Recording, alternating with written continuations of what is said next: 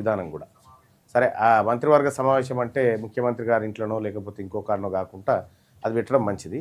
ఇక ముఖ్యమంత్రి గారు నిన్న చేసినటువంటి వ్యాఖ్యలపైన తెలంగాణ రాజ్యాధికార పార్టీ కొన్ని ప్రశ్నలు ముఖ్యమంత్రి గారి ముంగట ఈ ప్రభుత్వం ముంగట పెడతా ఉంది. ఒక్క డిఏ ఇచ్చారు, 6 డిఏలు పెండింగ్ ఉన్నాయి.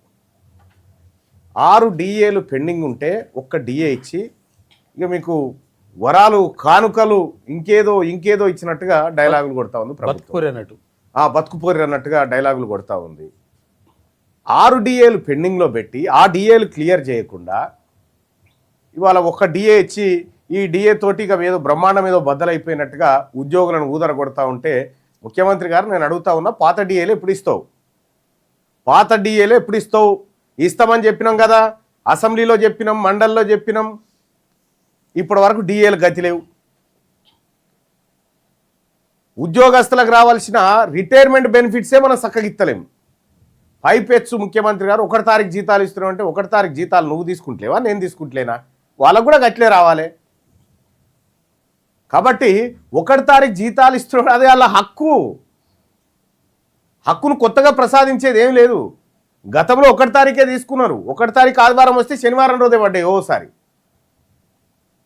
కాబట్టి వాళ్ళకేదో ఉద్యోగస్తులకు మీరేదో చేసినట్టుగా చెప్తా ఉన్నారు, కానీ ఏం చేసింది లేదు. చెప్పింది కొండంతా, చేసింది గోరంతా. 10.5 లక్షల మంది ఉద్యోగులకు మంచి జరుగుతూ ఉంది మీ వల్లనే ఇదంతా. ఎస్, ఉద్యోగస్తుల వల్లనే. ఉద్యోగస్తులు వాళ్ళంతా అడ్మినిస్ట్రేషన్ వాళ్ళంతా సరిగ్గా ఉండడం పట్టుకునే అంతో ఇంతో ఇది ఉంది. కానీ వాళ్ళ కష్టపడ్డానికి పొద్దంతా కష్టం చేయించుకొని నీకు ఎవరైతే వేరేటోడు అయితే తీయకపోతుండే నేను ఇస్తున్నా నీకు అన్నట్టు ఉంది కథ. వాళ్ళకు ఇవాళ రిటైర్ అయితే ఎప్పుడు వస్తాయో తెలియదు. పెన్షన్లు ఇబ్బందే, వాళ్ళకు రావాల్సినటువంటి రియంబర్స్మెంట్ బకాయిలు అవి పెండింగే ఉన్నాయి. అనేకమైన సమస్యలతోని ఉద్యోగులు ఇవాళ అల్లాడిపోతూ ఉన్నారు. వాళ్ళ సమస్యలు అన్ని తీర్చాల్సినటువంటి ప్రభుత్వం దశల వారీగా అన్నీ ఇప్పుడు 2 ఏళ్ల కాలంలో ఒకటొకటి మొదలుపెట్టినా ఈ పాటికి సగం పడైపోయేటి. మనం వచ్చినప్పటి నుంచి ఈ డిఏ ఇస్తే ఇది చేతికి అందేది లేదు, మూతికి అందేది లేదు ఈ డిఏ. కాబట్టి ముఖ్యమంత్రి గారు ఉద్యోగస్తుల సమస్యల పైన చిత్తశుద్ధితోని రాష్ట్ర ప్రభుత్వం పనిచేయాలి. ఉద్యోగస్తుడు కటకటతో, కన్నీటితో, గోసతో, బాధతో ఇంటికి పోయే పరిస్థితులు రాష్ట్ర ప్రభుత్వం కల్పించకూడదు. అది మంచిది కాదు ఈ రాష్ట్రానికి. తెలంగాణ రాజ్యాధికార పార్టీ ఇది డిమాండ్ చేస్తూ ఉంది. ఇక రెండోది ట్రాఫిక్ నిబంధనలు. అంటే ఎవరైనా బైక్ తీసుకొని పోతే వెంటనే ఫోటో తీసి ట్రాఫిక్ నిబంధనలు ఉల్లంఘిస్తే వెంటనే ఫోటో తీయడమట. ఫోటో తీస్తే వాళ్ళ బ్యాంక్ అకౌంట్కి వెంటనే మెసేజ్ పోయి ఆ బ్యాంక్ అకౌంట్లకి వెంటనే పైసలు కట్ అయిపోయి ప్రభుత్వ ఖజానాలో పడన్నట. మంచి కార్యక్రమం. కానీ నీ హైదరాబాద్లో నీ ట్రాఫిక్ సంగతి ఏంది చెప్పవు? హైదరాబాద్లో నీ ట్రాఫిక్ సంగతి ఏంది? ఉప్పల్ ఫ్లైఓవర్ ఎన్నేళ్ళాయే? ఇప్పుడు దశదిన కర్మ మన 10వ దశవార్షికోత్సవ కర్మ జరుపుకుంటా ఉంది. అది అదటు పెడితే సరే ఓకే. ఇప్పుడు ప్రజలు ట్రాఫిక్ రూల్స్ తప్పు చేస్తే ఎవరైనా చలాన్ వేయవలసిందే, శిక్ష పడాల్సిందే. మేము దానికి ఎగ్జామ్షన్ కోరతలేము. కానీ ఇప్పుడు ఆడ తప్పు చేయంగానే వెంటనే ఆయన అకౌంట్లకి బ్యాలెన్స్ కట్ అయిపోయి నీకు అకౌంట్లకు రావాలంటున్నావు. మరి 9 నెలల తన అవుట్ సోర్సింగ్ ఉద్యోగులు పనిచేయబట్టి ఇదివరకు దాకా పైసలు ఎందుకు పడతలేవు నీ అకౌంట్లకి? మరి వాళ్ళ అకౌంట్లకు నెలగాగానే జీతం పడాలి కదా, అదెందుకు పడతలేదు? కాంట్రాక్ట్ కార్మికులకు ఎందుకు వస్తలేవు? ఇందిరమ్మ ఇండ్లు కట్టుకున్న వాళ్ళకి ఇంకా నిధులు ఎందుకు వస్తలేవు? 2,500 రూపాయలు మహిళలకు ఇస్తాను, అదెందుకు వస్తలేదు నీ అకౌంట్లకి కట్ చేసి? అప్పుడే రావాలి కదా, ఎందుకు వస్తలేవు? ఎందుకు బీసీల స్కాలర్షిప్లు ఎందుకు పెండింగ్లో ఉన్నాయి? ట్రాఫిక్ రూల్స్ ఓకే, దాన్ని కాదంటలేము, నీ మాటను ఏకీభవిస్తున్నాం. కానీ వీటి సంగతి ఏంది మరి? అంటే ప్రభుత్వం దగ్గర పరమ చెత్త పనులని అట్లా ఉండంగా ప్రజల్ని మీ ట్రాఫిక్ చాలాన్లు తక్కువ చేయొద్దు, ఎక్కువ చేయొద్దు, నువ్వు తక్కువ చేస్తావా ఎక్కువ చేస్తావా అని నువ్వు ఎందుకు మాట్లాడినావు ఆ టాపిక్ అనేది తెలుసు. మున్సిపల్ ఎన్నికల కోసం మాట్లాడినావు, నెక్స్ట్ స్టెప్ ఏం చేయబోతున్నావో మాకు అవగాహన ఉంది. కానీ ఒకటి చెప్తున్నా ముఖ్యమంత్రి గారు, ఇక్కడ ట్రాఫిక్ చలాన్ల విషయంలో నీకున్నటువంటి చిత్తశుద్ధి ఏదైతే ఉందో అది కాంట్రాక్టు కార్మికుల జీతాల కాడ కార్పొరేషన్లో పనిచేస్తున్నటువంటి అవుట్సోర్సింగ్లో పనిచేస్తున్నటువంటి ఉద్యోగస్తుల కాడ సో మధ్యాహ్న భోజనం గువ్వ వండుతున్నటువంటి ఆ మహిళా సంఘాల కాడ, ఇండ్లు కట్టుకొని మొదటి విడత వచ్చి రెండో విడత కోసం వెయిట్ చేస్తున్న ఇంద్రమ్మ ఇండ్ల కాడ, లేకపోతే ఈ రాజీవ్ యువ వికాసం కింద 5 లక్షల రూపాయలు ఇస్తామని చెప్పినటువంటి బీసీ వర్గాల దగ్గర 4,000 పెన్షన్ కాడ, 4,000 రూపాయల పెన్షన్ కాడ ఇక గీడు ఉండాలి మీ చిత్తశుద్ధి. ఏమీ లేదు. ఈ 2 ఏళ్ళు ఎట్లా గడిచిందో అమ్మయ్య అన్నట్టే ఉంది కథ. ఎన్నడు దిగిపోతుందిరా ఈ భారం అన్నట్టే చూస్తుంది తెలంగాణ. ఇక బీసీలు అయితే పొరపాటున కూడా ఇంకొకసారి మీకు ఓటేసే పరిస్థితి లేదు. మరి ధన్వని చెప్తారు కదా అందులో, ఇప్పుడు వాని మేనిఫెస్టో 42% అని చెప్తారు కదా, ధన్వన్ కదా, ఇప్పుడు ధన్ను ఉండాలి కదా 42%. ఇట్లా చెప్పగానే టక్కున పడాలి కదా, జీవో ఇయ్యంగానే కావాలి కదా. ఎందుకు ముఖ్యమంత్రి గారు ఇవన్నీ ఉద్దర మాటలు, మీ రాజకీయ పబ్బం గడుపుకోవడానికి ఇలా షానిగా మాట్లాడి షానిగా చేయడం వల్ల కుదరదు. ఎస్, ముఖ్యమంత్రి అంటే ఆయన అట్లే ఉండాలి. కానీ ఆ భాష అడ్డమైన భాష, అది ఆ లాంగ్వేజ్. ఒక ముఖ్యమంత్రి ప్రతిపక్షంలో ఉన్న నాయకులు లేకపోతే ఇంకోరు మాట్లాడుతూ ఉన్నారంటే ఫ్రస్ట్రేషన్ ఏదో ఒకటి అనుకో, ముఖ్యమంత్రి మాట్లాడే మాటలా ఎంత గలీజ్ మాటలు అవి. చిన్నపిల్లగాలు ఎవరన్నా టీవీ పెట్టుకొని చూసే పరిస్థితి ఉందా నీ వీడియో? మీరు బీసీల పక్షాన 42% రిజర్వేషన్ ఇస్తా అని కులగణన చేసి కులగణన లెక్కలు దాచిపెట్టి దొంగతనంగా వ్యవహరించినటువంటి ఈ ప్రభుత్వం ఏదైతే ఉందో, ఈ ప్రభుత్వము ఖచ్చితంగా మూల్యం చెల్లించుకోక తప్పదు. రాబోయే మున్సిపల్ ఎన్నికల్లో తెలంగాణ రాజ్యాధికార పార్టీ కూడా సింగిల్ సింబల్తోని పోటీ చేయబోతా ఉంది. ప్రజాక్షేత్రంలో గోతం, మీ మోసాన్నంతా ఎండగడతాం, మీ మోసాలనంతా చీల్చి చెండాడతామని చెప్పి తెలియజేస్తా ఉన్నారు. ఇది తెలంగాణ రాజ్యాధికార పార్టీ స్టేట్మెంట్ ఈ గవర్నమెంట్కు చేస్తున్నటువంటిది. ఇక ఈ బీసీ ఉద్యమాలను ఈ 6 గ్యారంటీల గురించి ఏ పత్రిక మాట్లాడింది? అయ్యో, కాంగ్రెస్ పార్టీ 6 గ్యారంటీలు ఇచ్చింది కదా, దాన్ని ఒకసారి ప్రభుత్వానికి గుర్తు చేద్దాం, ప్రభుత్వం ఏం చెప్తుందో చూద్దాం, ప్రభుత్వాన్ని మెడలు వంచుదాం, ప్రభుత్వానికి ప్రతిపక్షంగా వ్యవహరిద్దాం అనుకోవాల్సినటువంటి పత్రికలు ఏ వర్గాల ప్రయోజనాల కోసమైతే వార్తలు రాయనో ఆ వర్గాలను విస్మరించినాయి. కాబట్టి మనం ఏ పత్రిక ఎంత మోసకారి పత్రికగా తయారైందో చాట్ జీపీటీని ఓపెన్గా ఆర్టిఫిషియల్ ఇంటెలిజెన్స్ని అడుగుతా ఉన్నాం, అవి చెప్తూనే ఉన్నాయి. తెలంగాణ రాష్ట్రంలో ఉన్నటువంటి బీసీ ప్రజలారా, మనకు అత్యంత ప్రమాదకరమైన పత్రిక ఏది? మన ఇళ్లలోకి వస్తున్న విషనాగు ఏది? ఏ పత్రిక విషం తీసుకొని వస్తూ ఉంది? పాము గరిస్తే విషమెక్త చూడు, పత్రిక గరిస్తే కూడా విషమే. ఇప్పుడు పత్రిక చదివితే కూడా విషమే. ఆ పత్రికలు ఏంటి, ఆ కథ ఏంది, ఆ కార్ఖానేంది? ఇవాళ మళ్ళీ పత్రికలకు సంబంధించినటువంటి పూర్తి స్థాయి చాట్ జీపీటీ అనాలిసిస్ను చూద్దాం. ఇది ఆంధ్రజ్యోతి ఈనాడు దగ్గర నుంచి చూద్దాం. ఈనాడు దినపత్రిక ఇది. ఈనాడు దినపత్రిక మొత్తం స్వభావం ఎట్లుంది, పత్రిక స్వభావం ఇవాళ ఏది 13 తారీఖు 1వ నెల 2026 రోజు ఈ పత్రిక స్వభావం ఎట్లా ఉంది అనేది చాట్ జీపీటీకి ఇస్తే, చాట్ జీపీటీ తీసిచ్చినటువంటి ఈ లైవ్ చూస్తున్నటువంటి మిత్రులారా, ఇది free live content. Free live, ఫ్రీగా యూట్యూబ్ ఛానల్ ఓపెన్ చేసుకొని ఈ లైవ్ను ఫ్రీగా పెట్టుకోండి. ఇంకా చాలా కంటెంట్ కూడా మీకు ఇస్తాం. ఇక్కడ ఈనాడు పత్రిక గురించి చూస్తే, ఈనాడు పత్రికలో వచ్చినటువంటి వార్తలు మొత్తం స్వభావం ఎట్లా ఉంది దీందంటే, అగ్రకుల ఓసీ రాజకీయాలు కేంద్రంగానే ఈనాడు పత్రిక ఉంది. అగ్రకుల ఓసీ రాజకీయాల కేంద్రంగా ఈనాడు పత్రిక ఉంది అనేది ఇవాళ చాట్ జీపీటీ పసిగట్టింది. బీసీ ఎస్సీ ఎస్టీ మైనారిటీ కథనాలు అంచుల్లో కొనాకు గిత్తత.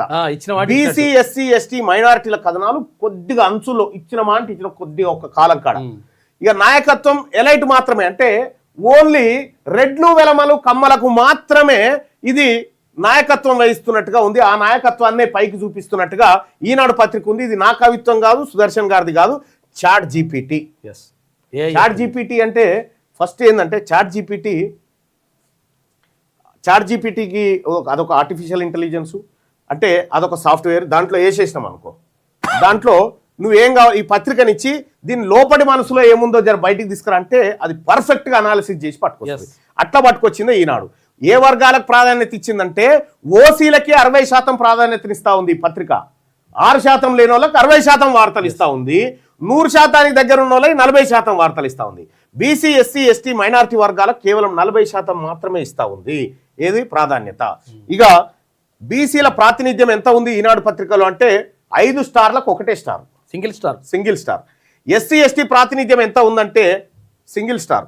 మైనారిటీల కవరేజ్ ఎంత ఉందంటే సింగిల్ స్టార్. సామాజిక న్యాయం ఎట్లుందంటే సింగిల్ స్టార్. నిష్పక్షపాతత్వం ఎంత ఉందంటే నిష్పక్షపాతంగా, అంటే బయాస్ లేకుండా ఎవరికి కొమ్ము గాయకుండా ఉందా అంటే లేదు, కొమ్ము కాసేదే దీనికి పెద్దగా ఇవ్వద్దు రేటింగ్ అని 1.5 రేటింగ్ ఇచ్చింది, 1.5 స్టార్స్.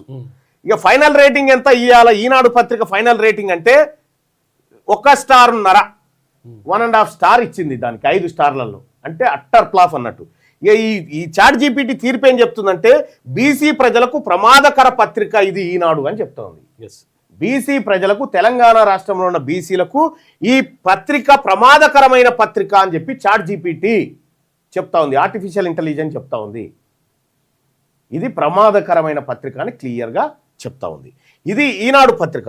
ఆంధ్రజ్యోతి దినపత్రిక చూద్దాం. ఆంధ్రజ్యోతి మొత్తం స్వభావం ఎట్లా ఉంది, 13 తారీఖు ఈ రోజు పత్రిక మొత్తం స్వభావం ఎట్లా ఉందని అడిగితే రాజకీయ ఎలైట్ పవర్ గేమ్, అంటే ఎవరైతే అప్పర్ క్యాస్ట్ వాళ్ళు రాజకీయాలు చేస్తున్నారో వాళ్ళ చుట్టూ తిరుగుతూ ఉందట ఈ పత్రిక. బీసీలకు సంబంధించి సంఘాలు డిమాండ్లు మాత్రమే, అంతే వాళ్ళ కథ, సంఘాలు డిమాండ్ అంతే. ఇప్పుడు ఆర్ కృష్ణయ్య గారు డిమాండ్ చేశారంటే డిమాండ్ చేశారు, సంఘాలు మీటింగ్ పెట్టుకున్నాయి అంటే పెట్టుకున్నాయి గంతేగా. ఇగో ఇంట్లోనేమో ఎలైట్ చేస్తా ఉంది పవర్ గేమ్ ని, లోపల ఎనాలిసిస్ చేసి కథ ఉల్టా వాళ్ళకి అనుకూలంగా రాస్తుంది. ఇక సామాజిక కోణం బలహీనం, ఆంధ్రజ్యోతి పత్రిక సామాజిక కోణం చాలా బలహీనంగా ఉందని చెప్పి చాట్ జీపీటీ చెప్తా ఉంది. వర్గాల ప్రాధాన్యం ఎత్తుందంటే ఓసీల కోసం 65% పనిచేస్తుంది ఈ పత్రిక, మిగతా వర్గాల కోసం 35% పనిచేస్తుందని చాట్ జీపీటీ రేటింగ్ ఇచ్చింది. ఇక బీసీల ప్రాతినిధ్యం సింగిల్ స్టార్, ఎస్సీ ఎస్టీ ప్రాతినిధ్యం single star, minority coverage double star, సామాజిక న్యాయం సింగిల్ స్టార్, నిష్పక్షపాతత్వం 2% ఉంది, 3% బయాసే, అంటే 50% కూడా లేదు. ఫైనల్ రేటింగ్ ఎంత ఇచ్చింది చాట్ జీపీటీ దీనికి అని అంటే 1.5 స్టార్ ఇచ్చింది. తీర్పు ఏం చెప్తోందంటే బీసీ ఎస్సీ ఎస్టీలకు తీవ్రంగా ప్రతికూలం. ఇది బీసీ ఎస్సీ ఎస్టీలకు అత్యంత ప్రమాదకరమైన పత్రిక తెలంగాణ రాష్ట్రంలో ఆంధ్రజ్యోతి అని చెప్తా ఉంది. ఏది చాట్ జీపీటీ. ఈనాడు ప్రమాదకర పత్రిక, ఆంధ్రజ్యోతి అత్యంత ప్రమాదకర పత్రిక బీసీ ఎస్సీ ఎస్టీలకు, తీవ్ర ప్రతికూలం, మొత్తం వ్యతిరేకం అనమాట. రైట్. ఇక సాక్షి దినపత్రిక చూద్దాం, ఇవాళ చాట్ జీపీటీ రేటింగ్ ఏమి ఇచ్చిందో. ఇవాళ మొత్తం స్వభావం చూస్తే సంక్షేమం పేదల అంశాలు ఇవాళ తీసుకుందట. ఇక బీసీ ఎస్సీ కథనాలు ఎక్కువగా ఉన్నాయట ఇవాళ, బీసీ ఎస్సీ కథనాలు, కానీ స్పష్టమైన పార్టీ అనుకూలత ఉందట. మళ్ళా బీసీ ఎస్సీ కథనాలు ఇస్తూనే ఇదన్నింటినీ ప్రభుత్వం రేవంత్ రెడ్డి గారు నెరవేరుస్తారని రాసుకొచ్చిందంట. ఇక వర్గాల ప్రాధాన్యత ఎట్లుందంటే బీసీలకు 30%, ఎస్సీ 18%, మైనార్టీ 10%, ఓసీలకు 35% ఇచ్చిందట. ఇక రేటింగ్ విషయానికి వస్తే బీసీల ప్రాతినిధ్యం 4 రేటింగ్ ఇచ్చింది చాట్ జీపీటీ, ఎస్సీ ఎస్టీ ప్రాతినిధ్యం 3 రేటింగ్ ఇచ్చింది, మైనార్టీ కవరేజ్కు 3 రేటింగ్ ఇచ్చింది, సామాజిక న్యాయం పైన 3.5 రేటింగ్, నిష్పక్షపాతత్వం 2 రేటింగ్, ఫైనల్ రేటింగ్ వచ్చేసి 3.5 స్టార్లు ఇచ్చింది. అంటే కొంత మెరుగుపడ్డది సాక్షి దినపత్రిక, కొంత మెరుగుపడ్డప్పటికి కూడా జోకుడు మాత్రం తగ్గలే. తీర్పు బీసీ ఎస్సీలకు భాగంగా అంటే కొద్దిగా అనుకూలం. ఏది సాక్షి దినపత్రిక ఇవాల్టి పత్రిక, మళ్ళీ రేపెట్టుంటుందో తెలియదు. ఇక ఈనాడు ఆంధ్రజ్యోతి అయితే ఇక అదే పరంపరలో వెళ్ళిపోతా ఉన్నాయి 3-4 రోజుల నుంచి. ఇక ఈనాడు అయిపోయింది కదా, ఈనాడు అయిపోయిన తర్వాత ఒకసారి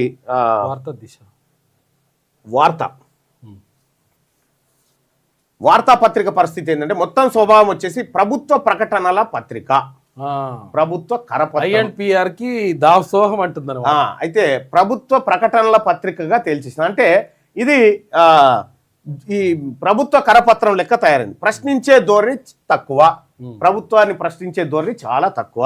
సామాజిక వర్గాల కథనాలు సెకండరీ ప్రయారిటీ, ఫస్ట్ ప్రయారిటీ అంతా ప్రభుత్వాన్ని జోకుడు, సెకండరీ ప్రయారిటీ కింద సామాజిక వర్గాల కథనాలు. వర్గాల ప్రాధాన్యత ఎట్లుందంటే ఓసీ వర్గానికి 55% ప్రాధాన్యత, బీసీలకు 20%, ఎస్సీ ఎస్టీ మైనార్టీలకు 25% ప్రాధాన్యతనిస్తున్నట్టుగా చెప్తా ఉంది. ఇక రేటింగ్స్ విషయానికి వస్తే బీసీ ప్రాతినిధ్యం ఈ పత్రికలో బీసీ అంశాల ప్రాతినిధ్యం చూస్తే 2 స్టార్స్, ఎస్సీ ఎస్టీ ప్రాతినిధ్యం వచ్చేసి 2 స్టార్లు, మైనారిటీ కవరేజ్ వచ్చేసి 2 స్టార్లు, సామాజిక న్యాయం 2 స్టార్లు, నిష్పక్షపాతంగా 3 స్టార్లు, ఫైనల్ రేటింగ్ వచ్చి 2.5 స్టార్లు. తీర్పు వచ్చేసి ఎలైట్ న్యూట్రల్, అంటే అప్పర్ క్యాస్ట్కి సంబంధించినటువంటి బ్యాలెన్స్ మెయింటైన్ చేస్తుంది. బీసీలకు ఉపయోగం తక్కువ, వార్తాపత్రిక అన్నట్టు బీసీలకు ఈ పత్రిక వల్ల ఉపయోగం తక్కువ. దాని తర్వాత దిశ కవరేజ్ చూద్దాం. మొత్తం స్వభావం హక్కులు చట్టాలు డేటా ఆధారిత కథనాలు ఉన్నాయట ఇవాళ. ఏది హక్కులు చట్టాలు డేటా ఆధారిత కథనాలు ఇవాళ దిశ పత్రికలో ఉన్నాయట. భావోద్వేగం తక్కువ, విశ్లేషణ ఎక్కువ. భావోద్వేగం అంటే భావోద్వేగం ఏం లేదు, విశ్లేషణ తక్కువ ఉందట, విశ్లేషణ ఎక్కువ ఉందట. ఇంకా వర్గాల ప్రాధాన్యత చూస్తే బీసీలకు 25%, ఎస్సీలకు 20%, ఎస్టీలకు 20%, మైనార్టీ 15%.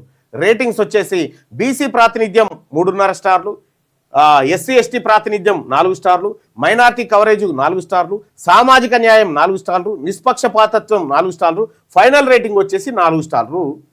దిశా పత్రిక ఇంకా ఇవాళ మెరుగుపడ్డది. తీర్పు వచ్చేసి సామాజిక న్యాయానికి బలమైన పత్రికగా ఇవాళ దిశా పత్రికలో ఉన్నటువంటి వార్తల ఆధారంగా చాట్ జీపీటీ చెప్పినటువంటి లెక్క. ఇక ఇది కాకుండా వెలుగు దినపత్రిక చూద్దాం.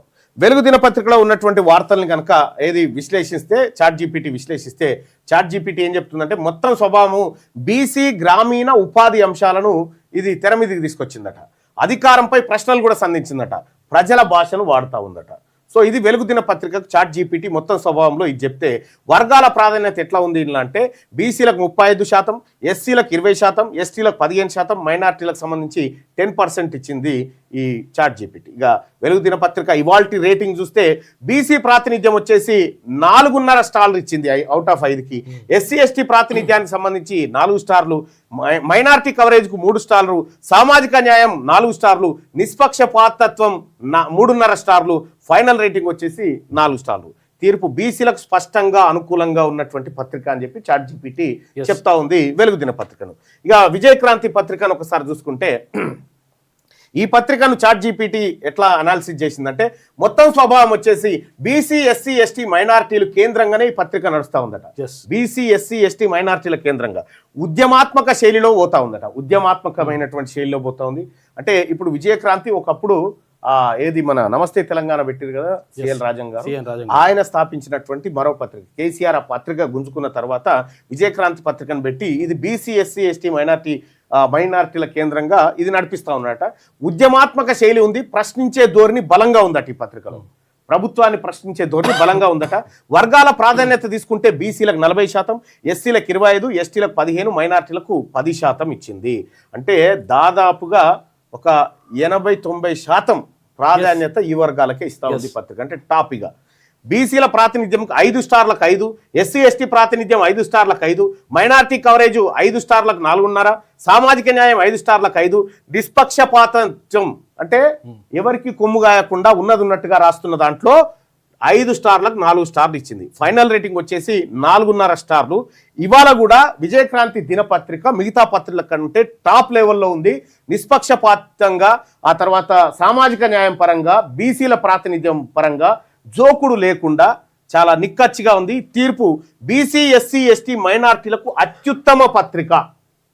బీసీ ఎస్సీ ఎస్టీ మైనార్టీలకు ఇది అత్యుత్తమ పత్రికగా ఉందని చెప్పి చెప్తా ఉంది. ఇక ఫైనల్ రేటింగ్స్ ఒకసారి చూద్దాం. ఇందులో పత్రిక విజయక్రాంతి టాప్ లెవెల్లో ఫైనల్ అత్యంత అనుకూలంగా ఉంది బీసీలకు. V6 వెలుగు వచ్చేసి 4 రేటింగ్తో అనుకూలంగా ఉంది. దిశా పత్రిక కొంత అనుకూలంగా ఉంది 4 రేటింగ్తో. ఇక సాక్షి అత్యంత అనుకూలం, అంటే అత్యంత అంటే కొద్దిగా. వార్త న్యూట్రల్గా ఉంది. ఈనాడు ప్రమాదకరంగా ఉంది. ఆంధ్రజ్యోతి అత్యంత ప్రమాదకరంగా ఉంది బీసీ వర్గాలకు. బీసీలారా ఇగో వీటి లెక్క ఇది మన లెక్కలు కాదు, ఇవి చాట్ జీపీటీ అంచనా వేసి తీసుకొస్తున్నటువంటి లెక్కలు, అది రీసెర్చ్ చేసి తీసుకొస్తున్నటువంటి లెక్కలు. ఇట్లా ప్రతిరోజు ఏ పత్రిక ఎవరి కోసం పనిచేస్తూ ఉందో ఇవాళ మనం మార్నింగ్ న్యూస్లో ప్రతిరోజు ప్రజానికానికి తెలవడం కోసం ఈ ప్రయత్నం చేస్తూ ఉన్నాం. ఇది ఎక్కువ సమాజానికి తెలవాలి. ఏ పత్రిక ఎవరి దిక్కుంది, ఎవరి కొమ్ము కాస్తా ఉంది. ఈనాడుకు ఒకటి ఇచ్చి కమ్మ వర్గానికి ఎంత ప్రాధాన్యత ఇస్తుందంటే దెబ్బకే చెప్పేస్తుంది, ఇది కమ్మోల పత్రిక అని చెప్తుంది. ఆంధ్రజ్యోతికి చెప్తే ఇది అత్యంత ప్రమాదకరమైన పత్రిక, ఇది కమ్మోలకు అగ్రవర్ణాలకు మాత్రమే పనిచేస్తుంది, అవసరం వచ్చినప్పుడల్లా రంగులు మార్చుకుంటుంది అనేది ఈజీగానే చెప్పేస్తుంది. చాలాసార్లు చెప్పింది. అంటే కొన్ని ఇందులో చెప్పకూడదు కానీ చాలా ఈ 2 పత్రికల గురించి అయితే చాలా దారుణంగా ఉంది చాట్ జీపీటీ చెప్తున్నటువంటి. అయితే ఇది ఒక 4 రోజులను అంచనా అంటే 4 రోజులు అంచనా వేస్తాం. సో ఇట్లా ఇవాళ దాదాపు 4వ రోజు అనుకుంటా మనం ఇది చెప్పడం. సో ప్రతిరోజు కూడా ఈ రేటింగ్స్, ఈ కథ, ఏ రోజు ఏ పత్రిక ఎవరి పక్షాన నిలబడ్డది, పత్రికలో ఏమైనా మార్పు వచ్చిందా, ఏం కథ అనేది మనం తెలుసుకోవడానికి ఒక బ్రహ్మాండమైనటువంటి అస్త్రంగా చాట్ జీపీటీ పనిచేస్తూ ఉంది. మీరు కూడా చాట్ జీపీటీ వాడొచ్చు. చాట్ జీపీటీ యాప్ ఉంటుంది, యాప్ను డౌన్లోడ్ చేసుకోండి.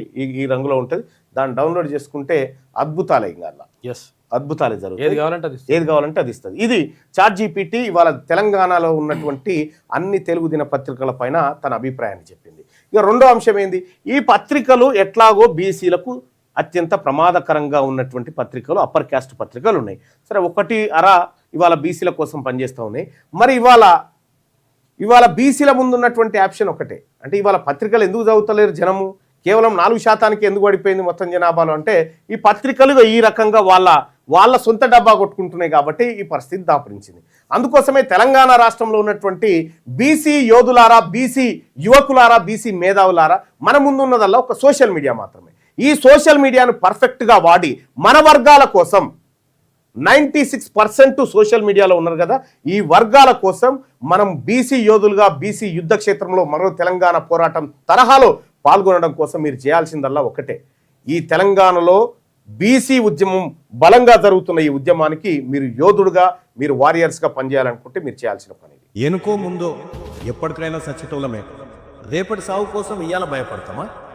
దశాబ్దాలుగా రెడ్లు, దొరల యువసేనలు, ఫేస్బుక్లు, ట్విట్టర్లు, ఇన్స్టాలు, యూట్యూబ్లను మన భుజాల మీద మోసినాం కదా. ఇక చాలు, ఎనఫ్ ఈజ్ ఎనఫ్. ఇప్పుడు నడుస్తుంది మన ఉద్యమం, బీసీల ఆత్మగౌరవ యుద్ధం. ఇది బీసీల అధికార దండయాత్ర. 78 ఏళ్ల తర్వాత మన కోసం మనం చేసుకుంటున్న తొలి పోరాటం. ఈ పోరాటంలో అగ్రకులాలకు బీసీలకు మధ్య వార్ స్టార్ట్ అయింది. రెడ్లు వెలమలకు 14 టీవీలు, 15 పత్రికలు ఉన్నాయి. బీసీలకు పేపర్ లేదు, టీవీ లేదు. ఉన్నదల్లా మీలాంటి యువరక్తమే. మీ బిగించే పిడికిలి, ఆ పిడికిలిలో సోషల్ మీడియా సైనికుడిగా మారి బీసీ యోధుడుగా నిలబడదాం. రండి బీసీ వీరులారా, వీర సోషల్ మీడియా సైనికులారా, చేయి కలిసింది, అధికారమే మిగిలింది. బీసీ సోషల్ మీడియా వారియర్స్గా పనిచేయాలనుకుంటున్నారా? ఇప్పుడే ఈ నెంబర్కు కాల్ చేయండి. 1 నిమిషం కేటాయించు, 78 ఏళ్ల దోపిడీని అరికట్టు. జై బీసీ, జై జై బీసీ, జై తెలంగాణ. రండి కలిసి నడుద్దాం, మన యుద్ధాన్ని మనమే చేద్దాం, మనమే వారియర్స్గా మారుదాం. Thank you. అలాగే ఇక తెలంగాణ రాజ్యాధికార పార్టీలో మీరు భాగస్వామి కావాలంటే, మీరు జైన్ కావాలనుకుంటే, తెలంగాణ రాజ్యాధికార పార్టీలో జైన్ కావడానికి మీరు చేయాల్సింది ఇది. ఈ తెలంగాణ రాజ్యాధికార పార్టీ ఇది ఫక్తు బీసీల ఆకాంక్షలు నెరవేర్చే పార్టీ. ఇది అన్యాయం జరిగిన వర్గాలకు అండగా నిలబడేటువంటి పార్టీ.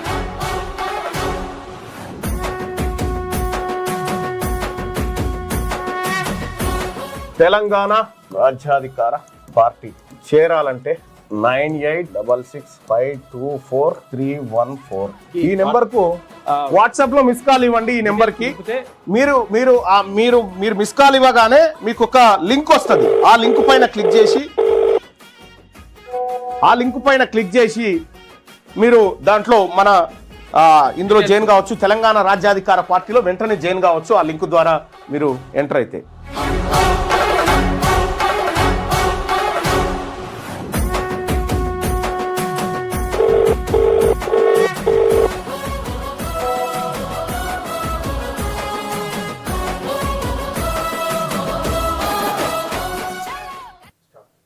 చూసారు కదా, ఏ పత్రిక ఏం రాస్తుంది, దాని వెనుక కథ ఏమున్నది, ఏం కథ, అసలు యాక్చువల్గా వాళ్ళ ప్రయోజనాలు, ఎవరి ప్రయోజనాల కోసం రాస్తున్న విషయం క్లియర్గా చెప్పింది ChatGPT.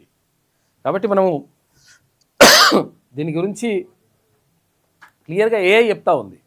అంటే ఎవరి ప్రయోజనాల కోసం రాస్తున్నారు, ఏ పత్రిక ఎట్లా పనిచేస్తుంది అనేది క్లియర్గా మనకు అర్థమవుతుంది. ఇది అర్థం చేసుకోవాలి. అర్థం చేసుకుంటే డెఫినెట్గా మంచిగా జరుగుతుంది. ఈ వార్తల్లోకి వెళ్తే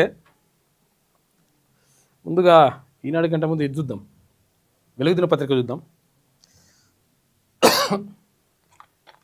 వెనుజులా అధ్యక్షుడిని నేనే అంటుండు. ఎవరు? ట్రంప్. ప్రకటించుకున్న డొనాల్డ్ ట్రంప్ ట్రూత్ సోషల్లో ID కార్డు పోస్ట్ చేసినట. మరి అమెరికా అధ్యక్షుడు ఎవరు ఉండాలో మరి ఇది కూడా పరిస్థితి ఉంది. వెనుజులాకు అధ్యక్షుడు ఉంటే ఆ అధ్యక్షుని తీసుకుపోయి అధ్యక్షుడు వాళ్ళ భార్యను తీసుకొచ్చి జైల్లో పడేసిండు. తర్వాత అక్కడ ఉపాధ్యక్షురాలు ఉంటే వాళ్ళ అధ్యక్షులుగా ప్రకటించుకున్నారు. ఆ దేశం వాళ్ళు ప్రకటించుకుంటే లేదు నేనే అధ్యక్షుడు అని చెప్పేసి ID కార్డు కూడా కొట్టించిండట. ఎవరు? ట్రంప్.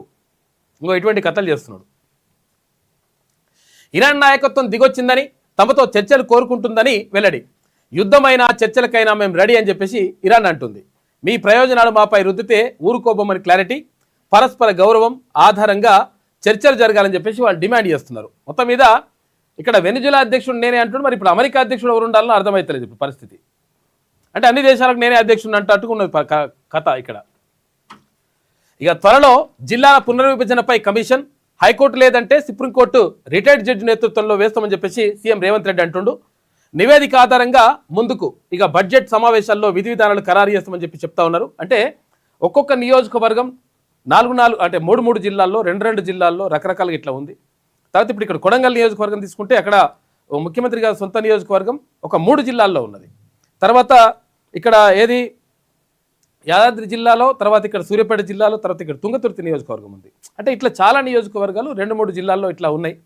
అయితే ఇలా ఉంటే ఏమవుతుందంటే ఏదైనా ఒకవేళ సంక్షేమ పథకాలు అమలు చేయాలనుకుంటే ఈ జిల్లాలకు అంటే జిల్లా వారీగా ఒక జిల్లాని ఒక కేటగిరీగా తీసుకుంటే ఆ జిల్లాకు అమలు చేసేటువంటి కార్యక్రమాలు ఉంటే అదే జిల్లాలో ఉన్న అంటే అదే నియోజకవర్గంలో ఉన్నటువంటి ఇంకొక మండలానికి ఒక రకంగా, తర్వాత ఈ మండలానికి ఒక రకంగా ఇట్లా జరిగేటువంటి ప్రమాదం ఉంది. కాబట్టి ఇది కరెక్ట్ కాదు. ఒక సహేతుకంగా తర్వాత ఒకటి అంటే ఒక శాస్త్రీయంగా ఒక పద్ధతి ప్రకారం జిల్లాల పునర్వ్యవస్థీకరణ కానీ తర్వాత మండలాల పునర్వ్యవస్థీకరణ కానీ చేయాలని చెప్పేసి భావిస్తూ ఉన్నారు. ఎందుకంటే ఇక్కడ ఏది కరీంనగర్ జిల్లాలో ఉన్నటువంటి బెజ్జంకి మండలం ఉన్నది. ఈ బెజ్జంకి మండలంలో పుట్టిండు ఎవరు? హరీష్ రావు బెజ్జంకి మండలంలో పుట్టిండు. కాబట్టి ఒకవేళ కరీంనగర్లో ఆ మండలం కనుక ఉంటే ఈయన సిద్దిపేట జిల్లాకు స్థానికుడు కాదు. కాబట్టి ఏం చేసిండు? సిద్దిపేట జిల్లాలో కలిపి పడేసిండు ఏది బెజ్జంకి మండలాన్ని. అయితే బెజ్జంకి మండలం ఏది కరీంనగర్ జిల్లాలోనే ఉండాలని చెప్పేసి వాళ్ళు కొన్ని 100 రోజులు ఏది ధర్నా చేసిండ్రు అక్కడ ఉన్నటువంటి ఆ మండల వాసులు. కాబట్టి ఇటువంటి రకరకాల పరిస్థితులు ఎదురైనాయి. కాబట్టి వీటన్నిటిని కూడా సెట్ చేయాలని చెప్పేసి రాష్ట్ర ప్రభుత్వం భావిస్తూ ఉంది. అందులో భాగంగా జిల్లాల పునర్విభజన తర్వాత మండలాలకు సంబంధించి కూడా ఏ మండలం ఎక్కడ ఉండాలి, ఏం కథ, అసలు ఒక్కొక్క మండలం 2 చోట్ల, తర్వాత కొన్ని ఎంపీ నియోజకవర్గాల్లో అంటే ఇప్పుడు ఇక్కడ ఏది ఎల్బీ నగర్ ఉన్నది. ఎల్బీ నగర్ మనం ఏమనుకుంటాం రంగారెడ్డి జిల్లా, తర్వాత ఇక్కడ ఏది నల్గొండ జిల్లా, ఇట్లా 2-3 జిల్లాలు కలిసి ఒక ఎంపీ నియోజకవర్గం ఇట్లా అన్నీ కూడా ఉన్నాయి. కాబట్టి దీన్ని అన్నింటిని కూడా సెట్ చేయాలని చెప్పేసి భావిస్తూ ఉంది రాష్ట్ర ప్రభుత్వం. అందులో భాగంగా నిన్న ముఖ్యమంత్రి మాట్లాడాడు. గత పాలకుల ఇష్టారాజ్యం వల్ల అస్తవ్యస్తంగా జిల్లాల స్వరూపం, లీడర్ల కోసం ఊరికో మండలం, నియోజకవర్గానికో జిల్లా, ఒక మండలం జనాభా 4000, మరొక మండలం 1,50,000. ఇదేం పద్ధతి? అప్పులు తప్పులు మాకు బదిలీ చేసి ఫామ్ హౌస్లో పడుకున్నారు. సీఎం గారు రోజుకు 18 గంటలు కష్టపడుతున్నా ప్రజలపై కొత్తగా పన్నుల భారం మోపం, ఎగవేతదారులను ఉపేక్షించం, నెలకు 30,000 కోట్ల రూపాయల అవసరం, ఆదాయం 18,000 కోట్లే ఉందట. సింగరేణి తరహాల ఉద్యోగులందరికీ ₹1 కోటి ప్రమాద బీమా సౌకర్యం కల్పిస్తామని ముఖ్యమంత్రి చెప్పిండు. ఇక టీజీఓ 2026 డైరీ ఆవిష్కరించిన ముఖ్యమంత్రి రేవంత్ రెడ్డి అని చెప్పేసి ఒక వార్త కనిపిస్తుంది. మొత్తం మీద జిల్లాల పునర్విభజన పైన ఒక కమిషన్ ఇస్తాం, దానికి రిటైర్డ్ జడ్జిని దానికి నియమిస్తాం.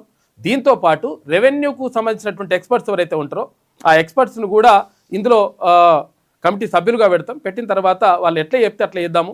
తర్వాత నా ఇష్టం వచ్చినట్టు కానీ మీ ఇష్టం వచ్చినట్టు కానీ కాకుండా ఒక శాస్త్రీయమైనటువంటి పద్ధతిలో ఇది చేద్దామని చెప్పేసి ముఖ్యమంత్రి చెప్తున్నటువంటి పరిస్థితి కనిపిస్తూ ఉంది. గత పాలకుల నిర్వాకం వల్ల అస్తవ్యస్తంగా మారిన జిల్లాలను పునర్వ్యవస్థీకరిస్తామని ఇక్కడ సీఎం రేవంత్ రెడ్డి స్పష్టం చేశారు. ఇందుకు సంబంధించి త్వరలోనే జ్యుడిషియల్ కమిషన్ వేయబోతున్నామని చెప్పారు. జిల్లాల పునర్విభజన, కొత్త మండలాలు, రెవెన్యూ డివిజన్ల ఏర్పాటుపై గత ప్రభుత్వం తీసుకున్న నిర్ణయాలు అశాస్త్రీయంగా, హాస్యాస్పదంగా ఉన్నాయన్నారు. అయితే ప్రజలపై కొత్తగా పన్నుల భారం మోపబోమని, కానీ పన్ను ఎగవేతదారులను మాత్రం ఉపేక్షించేది లేదని చెప్పారు. గత పాలకుడు రాష్ట్రాన్ని గాలి కొదిలేసి సమస్యలను పక్కన పెట్టి హాయిగా ఫామ్ హౌస్లో విశ్రాంతి తీసుకుంటున్నారని విమర్శించారు. అయితే కుటుంబంలో తండ్రిని కోల్పోతే పెద్దన్న బాధ్యత తీసుకున్నట్లు తాను రాష్ట్రానికి ఒక పెద్దన్నలాగా బాధ్యత తీసుకున్నానని చెప్పేసి నిన్న ముఖ్యమంత్రి మాట్లాడి మొత్తం మీద జిల్లాల పునర్వ్యవస్థీకరణకు సంబంధించి కానీ తర్వాత రాష్ట్రంలో పరిపాలనకు సంబంధించి ప్రత్యేకంగా ఎందుకు వస్తూ ఉందంటే ఇక్కడ ఏది గ్రేటర్ హైదరాబాద్కి సంబంధించి గ్రేటర్ హైదరాబాద్లో ఇక్కడ 150 డివిజన్లు ఉండే. ఇంతకుముందు 150 డివిజన్లలో కార్పొరేటర్లుగా ఎన్నికవుతుండే. తర్వాత ఇప్పుడు దాన్ని 300కి పెంచిండ్రు. అంటే ఇక్కడ ఏదైతే ఔటర్ రింగ్ రోడ్ లోపల ఉన్నటువంటి భాగం అంతా కూడా గ్రేటర్ హైదరాబాద్ పరిధిలోకి వస్తుంది. అది దాన్ని 300 చేసిండ్రు. 300 చేసిన తర్వాత మరి 300 ఎక్కువసారి పెట్టాలనుకుంటే ఇబ్బంది అవుతుంది. కాబట్టి ఇది కాకుండా ఈ 300లలో 150 ఒక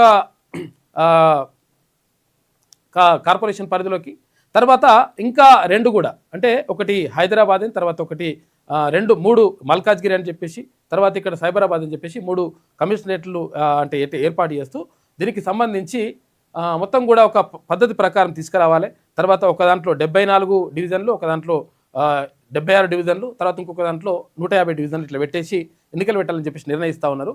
అయితే రాష్ట్ర వ్యాప్తంగా ఉన్నటువంటి ఇప్పుడు 117 మున్సిపాలిటీలకు ఎన్నికలు జరుగుతున్నాయి. ఇప్పుడు జరుగుతాయి. ఇప్పుడు ఫిబ్రవరిలో. తర్వాత 6 కార్పొరేషన్లు కూడా ఎన్నికలు జరుగుతాయి. ఈ నేపథ్యంలో మొత్తం మీద ఒక రకంగా మున్సిపల్ ఎన్నికలు జరుగుతున్నటువంటి నేపథ్యంలో పట్టణ ప్రజలను ఆకర్షించేటువంటి ప్రయత్నం చేస్తూ ఉంది ప్రభుత్వం. ఇక డ్రగ్స్ గంజాయి కేసుల్లో ఎక్కువ మంది జైలుకు వెళ్తా ఉన్నారంట. ఆ తర్వాతి స్థానాల్లో ఫోక్సో, తర్వాత సైబర్ నేరగాళ్లు.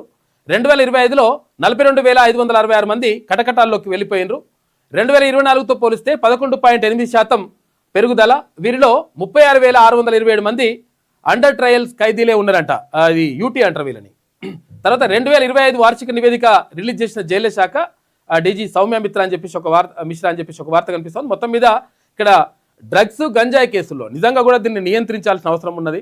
ఎందుకంటే ఇది ఎంత ప్రమాదం అంటే అసలు యాక్చువల్గా ఒక రకంగా భయపడేటువంటి సమాజం మొత్తం కూడా భయపడేటువంటి పరిస్థితి వస్తుంది. అంటే వాడు ఏం చేస్తుండో వానికి అర్థం కాదు. తర్వాత దానివల్ల వాని కుటుంబానికి నష్టం జరుగుతుంది, తర్వాత సమాజానికి కూడా నష్టం జరుగుతుంది. ఇది ఎక్కువ జరుగుతూ ఉన్నాయి అంటే దీనిపైన కట్టడియాల్సిన అవసరం ఉన్నది. ఆ తర్వాత స్థానాల్లో ఫోక్సో కేసులు కొన్ని నిజంగా జరుగుతూ ఉంటే కొన్ని కావాలని కూడా పెడుతూ ఉన్నారంట. అంటే ఒకవేళ ఎవరిపైన కక్ష ఉంటే పిల్లలపైన ఇట్లా చేసిండని చెప్పేసి చెప్పడం, తర్వాత అటువంటి కేసులు కూడా నడుస్తూ ఉన్నాయని చెప్పేసి అంటున్నారు. తర్వాత సైబర్ నేరగాలు ఇష్టం వచ్చినట్టుగా రోజు 100,000 కోట్ల రూపాయలు ఖతమైపోతూ ఉన్నాయి. ఇట్లా జరుగుతున్నటువంటి పరిస్థితి కనిపిస్తూ ఉంది. డ్రగ్స్ గంజాయి సైబర్ నేరగాళ్లతో జైలు నిండిపోతున్నాయి. కొత్తగా ఫోక్సో కేసుల్లో జైలుకు వచ్చే వారి సంఖ్య పెరుగుతుంది. చెంచల్గూడ, చెర్లపల్లి సెంట్రల్ జైళ్లు సహా రాష్ట్ర వ్యాప్తంగా అన్ని జైళ్లకు 2024లో మొత్తం 38,079 ఖైదీలు రాగా 2025లో ఈ సంఖ్య 42,566కు చేరిందంట. అంటే అడ్మిషన్ల సంఖ్య 11.8% పెరిగిందంట జైల్లోకి వెళ్ళే వాళ్ళ సంఖ్య. కాబట్టి ఇది చాలా దారుణంగా ఉంది పరిస్థితి అని చెప్పేసి ఒక వార్త కనిపిస్తూ ఉంది. అయితే ఇక్కడ ఎవరు సివిఆర్ న్యూస్ ప్రత్యేకంగా ఒక హాస్పిటల్ వాళ్ళని బెదిరిస్తూ తర్వాత మీరు అట్లా ఇట్లా అని చెప్పేసి వాళ్ళ పైన ఆరోపణలు చేస్తూ ఉందంట. అయితే లేకపోతే ఒకవేళ మీరు ఏమన్నా డబ్బులు ఇస్తారా ఇవ్వరా, లేకపోతే మేము మీకు సంబంధించి మొత్తం ప్రచారం చేస్తాం అట్లా అని చెప్పేసి సివిఆర్ న్యూస్ బెదిరింపులకు పాల్పడుతుంది అని చెప్పేసి కొంతమంది డాక్టర్లు వచ్చిండ్రు. రండి మైక్.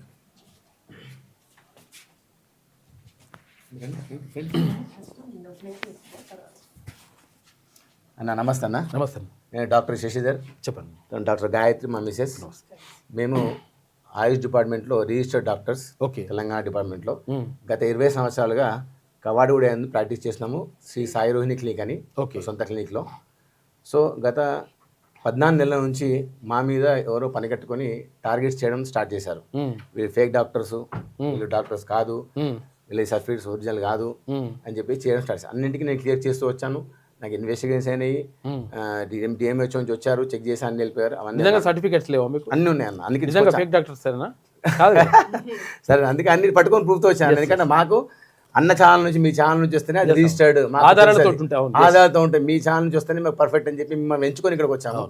2 రోజుల కింద అనగా మొన్న శుక్రవారం రోజు నేను పేషెంట్ చూసే టైంలో 2 గంటలకు సివిఆర్ న్యూస్ వాళ్ళు, ఐ థింక్ అతని పేరు రాజేష్ అని, అతను విలేగా ఇన్పుట్ ఎడిటర్ తెలియదు అన్న, డైరెక్ట్ లైవ్ పెట్టుకుంటూ బయట ఉన్న ఆయమ్మను సిస్టర్ను మనం పక్కకు తప్పించుకుని ఆపుతున్నా కానీ పేషెంట్స్ ఉన్న లోపల రెడీపోయి ఉన్నారని చెప్పినా కానీ తోసేసుకుంటూ డోర్ తోసేసుకొని లోపలికి వచ్చారు. లోపలికి వచ్చేసి డైరెక్ట్ లైవ్ స్టార్ట్ చేశాడు. నేను ఏంటి అని నేను చాలా కబరపడ్డాను. ఏంది ఇంత అటాక్ చేస్తున్నా, మీ అటాక్ వస్తున్నా అర్థం కాదు, నాకు ఏం తెలియదు కదన్నా. వచ్చేసి మీరు ఫేక్ డాక్టరు, మీరు టెపాటీ చేస్తున్నారు అంటే నేను మీరెవరు first just introduce your self, మీరు ఎవరు చెప్పాలి నాకు కదా. అలా వస్తే ఎట్లా నేను అంటే నా ఛాంబర్లోకి వితౌట్ పర్మిషన్, మీకు ఎలాంటి అధికారం లేదు, ప్రైవేట్ డాక్టర్ ఛాంబర్లోకి క్లినిక్లోకి నువ్వు ఎలా వస్తావంటే లేదు మాకు అధికారం ఉంది, వీ హ్యావ్ రైట్ అనుకుంటా, మేము ఫేక్ డాక్టర్, మీ మీద మేము లైవ్ టెలికాస్ట్ చేస్తామంటే వాళ్ళ దగ్గర ఆధారాలు ఉన్నాయట మాకు తెలియదు. చూపించమంటే ఏదో చూపించాలి, మేము రైట్ ఇన్ఫర్మేషన్ యాక్ట్ ప్రకారం పోయినాము, తెచ్చాము. మీరు ఫేక్ డాక్టర్ సార్, మీ ఫేక్ డాక్టర్స్ ఉన్నారు కదా. నేను నా డిస్ప్లే క్లినిక్లో అన్న, నా వాళ్ళ వెనక గోడ మీద అన్ని సర్టిఫికేట్ డిస్ప్లేలో ఉంటాయి అన్న. పేషెంట్స్ అంతా 20 సంవత్సరాల నుంచి నేను విత్ మినిమం చార్జెస్ తోటి 200 రూపీస్ నా ఫీజు. ఇప్పుడు నేను ప్రాక్టీస్ చేస్తున్నాను, 150-200 రూపాయలు పేషెంట్ 100 చేసుకుంటాను. అలా ఉన్నాం అన్న. అలా 20 సంవత్సరాలు చేస్తున్నాను. కవాడిగూడ ప్రజలందరికీ, ఆ చుట్టుపక్కల ప్రజలందరికీ నేను ఏందో అందరికి తెలుసు. సో నేను అన్ని చెప్పాను, డాక్యుమెంట్స్ అన్ని ఉన్నాయి చూసుకోండి సర్టిఫికేట్స్ అని చెప్పాను. వాళ్ళు అవన్నీ నమ్మరు, ఇవన్నీ ఫేక్, మీరు తయారు చేసిన అంటాడు. నేను డాక్యుమెంట్ తయారు చేయమేంటి? హైదరాబాద్ నడిగొడ్డున ఉండి కవాడిగూడలు ప్రాక్టీస్ చేస్తూ అలా అంటే 20 సంవత్సరాల నుంచి అన్న, 20 years అయిపోయింది ఇప్పుడు ఈ ఇయర్కి. చెప్తే లేదు ఫేక్ అంటాడు. ఫేక్ అని లైఫ్ స్టైల్ అన్నాను. చూడండి సార్, మీరు ఇలా చేయడం మంచిది కాదు, మీరు పని కట్టుకొని చేస్తున్నారు, ఏదో మీరు ఎవరో తప్పు రాంగ్ ఇన్ఫర్మేషన్ ఇచ్చారు, మీరు వెయిట్ చేయండి, మేము వెళ్దాం డిపార్ట్మెంట్కి వెళ్దాము, ఓకే వెరిఫై చేసుకోండి అంటే లేదు మీరు మా సివిఆర్ ఛానల్ రావాలి, మా ఎడిటర్తో మాట్లాడి మా చైర్మన్తో మాట్లాడాలంటే సరే అటే వెళ్దాం పదండి, మీరు లైవ్ ఆపండి. ఎందుకంటే ఇప్పుడు 10 మందిలో అన్న ఒకే దాన్ని నమ్ముతారు, అవునవును నాకు అలా ఇష్టం లేదు. 10 మంది నాకు జెన్యున్గా ఉండాలి, ఎందుకంటే నేను జెన్యున్ పర్సన్, ఓకే నాకు మంచిగా అనిపించలేదు. మీరు లైవ్ ఆపండి, నేను వస్తాను మాట్లాడదామని చెప్పేసి మేము డిపార్ట్మెంట్కి వెళ్ళకుండా ఫ్రైడే రోజు అరౌండ్ 4-4:30కి మేము సివిఆర్ న్యూస్ ఛానల్కి వెళ్ళామండి జూబ్లీహిల్స్లో. వెళ్ళగానే మమ్మల్ని 2 hours నేను వెళ్తూ మా తమ్ముడిని మా ల్యాబ్ టెక్నీషియన్ని ఇంకా మా తమ్ముడు పార్ట్నర్ 2 వచ్చాము, మేము అందరం వెళ్ళాము. ఒక డాక్టర్ వచ్చాడు, వెళ్ళి 2.5 hours కూర్చోబెట్టిన తర్వాత ఎవరు చైర్మన్ రాలేడు, సివిఆర్ హెల్త్ ఇన్ఛార్జ్ సూపర్ ఎవరో ఇన్ఛార్జ్ ఉన్నారు, తను సుపీరియర్ రంజిత్ అంట అనుకుంటాను. వాళ్ళు వచ్చి కూర్చున్నాను ముందు, కూర్చొని ఇంకా అంటే ఏంటంటే అన్ని చూపించాను, ఫేక్ పడేసేసి ఫేక్ డాక్యుమెంట్స్ అన్ని, ఒరిజినల్ డాక్టర్ కాదు అని స్టార్ట్ చేశాడు. తర్వాత ఏం చేశాడు, నా పక్క ఉన్న డాక్టర్ని నా తమ్ముడు మీరు వాళ్ళు డిసైడ్ చేయడం కాదు, కరెక్ట్ చూసుకోవాలి, వెరిఫై చేయాలి కదా. వాళ్ళు డిసైడ్ చేయడానికి లేదన్న, వాళ్ళు అలా ఉంటే వాళ్ళు ఇక్కడ పోయి కంప్లైంట్ మా డిపార్ట్మెంట్కి వెళ్ళాలి, ఆయుష్ డిపార్ట్మెంట్కి వెళ్ళాలి చేసి అప్పుడు వాళ్ళ కథ ఎట్లా వాళ్ళకి ఎంటర్ కానీ పర్మిషన్ లేదు, వాళ్ళకి ఎలా ఎంటర్ అవుతారు మా ప్రాపర్టీలోకి వాళ్ళు. నేను చెప్పాను, చెప్తే వాళ్ళు అసలు నమ్మలేదు. తర్వాత నా ఫ్రెండ్ని నా ల్యాబ్ టెక్నీషియన్ తమ్ముడిని బయట పంపించేసి నన్ను ఒక్కరిని కూర్చోబెట్టారు, వాళ్ళు 4 కూర్చున్నారు. చెప్పండి డాక్టర్ గారు ఏంటి పరిస్థితి, నేను చూపించాను మీ డాక్యుమెంట్స్, ఇంకేంటంటే లేదు మీ మీద ఇప్పుడు మేము ఒకటి కాదు, నేను నా ఫ్రెండ్స్ చాలా మంది ఛాన్స్ ఉంటారు, అందరూ అటాక్ అవుతారు, మీ ఇష్టము, ఏదో ఒకటి సెటిల్ చేసుకోండి అంటారు. నేను సెటిల్ చేసుకోవాలన్నా, రేపు సెకండ్ సాటర్డే ఉంది, ఇప్పుడు ఈవినింగ్ 5 అయింది, సెకండ్ సాటర్డే సండే ఉంది, మండే వరకు ఆగండి, నేను ప్రొడ్యూస్ చేస్తాను సర్టిఫికేట్స్ అన్ని డిపార్ట్మెంట్ నుంచి అంటే లేదు 24 hours చెప్పాలి. అలా ఎలా అంటే నేను బాధపడ్డాను, రిక్వెస్ట్ చేశాను, బతిలాడాను, కానీ మాలో ఉన్నాడు అంటే లేదు అదే అన్న, అది నాకు ఇంట్రెస్ట్ లేదు అంటే సర్టిఫికేట్ నమ్మలేడు. లాస్ట్కి ఏం చేశాను, 5 lakhs ఇవ్వండి, 5 lakhs ఇస్తే మేము ఇక క్లోజ్ చేస్తాము, 5 lakhs ఇస్తే ఒరిజినల్ అయితే మాకు తెలియదు, బాగా తెలియాలి అది అనేసి ఇంకా దాన్ని 5 lakhs ఇవ్వండి స్టార్ట్ చేస్తాను. నేను అన్నాను ఎందుకు ఇవ్వాలి 5 lakhs, నేను ఏం తప్ప చేసిన 5 lakhs ఇవ్వాలి, ఆగండి 2 days అంటే లేదు మీకు 24 గంటలు ఇవ్వకపోతే మీకు లైవ్ టెలికాస్ట్ చేస్తామని చెప్పి. నేనేం చేశాను, ఇంకా నాకేంటంటే నాకు టైం కావాలి, నాకు 2 days టైం కావాలి. సో సాటర్డే సండే నాకు అయిపోవాలి, ఎలా ఎట్టి పరిస్థితి మండే రావాలి, నాకు వస్తే నాకు నేను ప్రూవ్ చేసుకొని ఉంటుంది. నేనేం ఆలోచించానంటే వీళ్ళని ఇలా కాదు, వీళ్ళని హోల్డ్లో పెట్టాలి అంటే నాకు టైం కావాలి ఏం చేయాలి, నేను కమిట్ అయితే యాక్షన్ చేయాలి. సో నేను మెల్ల దించాను, అంతగా అండి లక్షిస్తా చేశా, తప్పదే అన్న చేశా. ఎగ్జాక్ట్గా 2.5 వచ్చాక వాళ్ళు ఆగారు, 2.5 lakhs వాళ్ళు ఏమంటారు 2 lakhs ఇచ్చాక మీరు డాక్టర్ గారు మీకు మేము అడ్వర్టైజ్మెంట్ ఇస్తామండి, మేము ఇంటర్వ్యూ చేయిస్తామండి, మా ఇంటర్వ్యూ చేయండి, మేము ప్రమోట్ చేస్తాం మిమ్మల్ని అన్న. సరే అండి మీ ప్రమోషన్ మాకు అవసరం లేదు, 20 స్టార్ట్ 50 ఏళ్ళకి వచ్చానా, ఇంకొక 5-6 సంవత్సరాలు రిటైర్ అయిపోతా, నాకేం అవసరం అని నేను చెప్పాను. చేయలేదు, ఇప్పుడు ఈ అడ్వర్టైజ్మెంట్ ఇస్తాడు వీళ్ళు, నాకు అవసరం లేదని చెప్పాను, అవసరం లేదు. సరే మీరు అంటారు కదా, సరే అన్న 2.5 lakhs ఒప్పుకుంటే వాళ్ళు ఒప్పుకొని 24 hours టైం ఇచ్చాను నాకు. సార్ 24 hours టైం బయటపడ్డాను, అక్కడ మొత్తం బయటపడాలి, ఎందుకంటే నాకు థ్రెట్ అనిపించింది అన్న, నాకు భయం అనిపించింది. అందరూ ఉన్నారు, మా వాళ్ళందరూ బయట పంపించాను, ఒక్క ఉన్నాను వాళ్ళ లాబీలో, మీకు కావాల్సి మీ సీసీ కూడా చెక్ చేసుకోండి అక్కడ ఉన్న అది. నేను దండం కూడా పెట్టాను ఆ స్వామికి, మొక్క కూడా ఉండదు. సరే బయటపడ్డాక జనం నా వెల్ విషెస్ ఉంటారు, చెప్పాను నా బావ చెప్పాను, మా బావ చెప్పాను, బావ ఇట్లా అయింది మరి డబ్బులు పడుతుంది ఇదే పరిస్థితి అని చెప్పేస్తే మా బావ అన్నాడు సరే అని చెప్పేసి ఆ రాజేష్ అనే అతని నంబర్ ఉన్నది అంతా మాట్లాడాడు ఫోన్లో, ఏంది బ్రదర్ ఇట్లా వేసాడట మావని ఇట్లా అంటే లేదు మేము ఇట్లా అట్లా ఏదో అన్ని ఫేక్ డాక్యుమెంట్స్ అయ్యి అని చెప్పేసి 5 లక్షలకు బైరమా అంటాడు, మామూలుగా లాగిండు అన్ని బయటపడ్డాడు మనవాడు. బయటపడ్డాడు, మనం ఉంటామా, మనం స్క్రీన్ వాళ్ళేగా స్టింగ్ మనం కూడా చేస్తాం కదా, అది 5 లక్షల నుంచి వాళ్ళన్నీ మెల్ల బయటపడ్డాడు. అన్ని రికార్డ్స్ మన దగ్గర ఉన్నాయి, ప్రూఫ్స్ ఉన్నాయి, సీసీటీవీ మన క్లినిక్ లో సీసీటీవీ ఫుటేజ్ ఉందన్న, అన్ని ఉన్నాయి, అవన్నీ వాళ్ళు వచ్చి అన్ని ఉన్నాయి. సో మేము అప్పుడు బయటపడ్డాలా. తర్వాత ఏంది నెక్స్ట్ డే సాటర్డే రోజు మళ్ళీ వచ్చారు 24 hours కి, ఏమైనా డాక్టర్ గారు మీరు ఎవరెవరితో ఫోన్ చేస్తున్నారు అంటే నేను ఫోన్ చేశాను, మా వెల్ విషయం మా బాగానే ఫోన్ చేసి ఎవరో కాదు అంటే లేలే అని చెప్పేసి పక్కన కెమెరామెన్కి అరే నువ్వు స్టార్ట్ చేయరా లైవ్ స్టార్ట్ చేసి చూద్దాం అనుకుంటూ వెళ్ళిపోయాడు.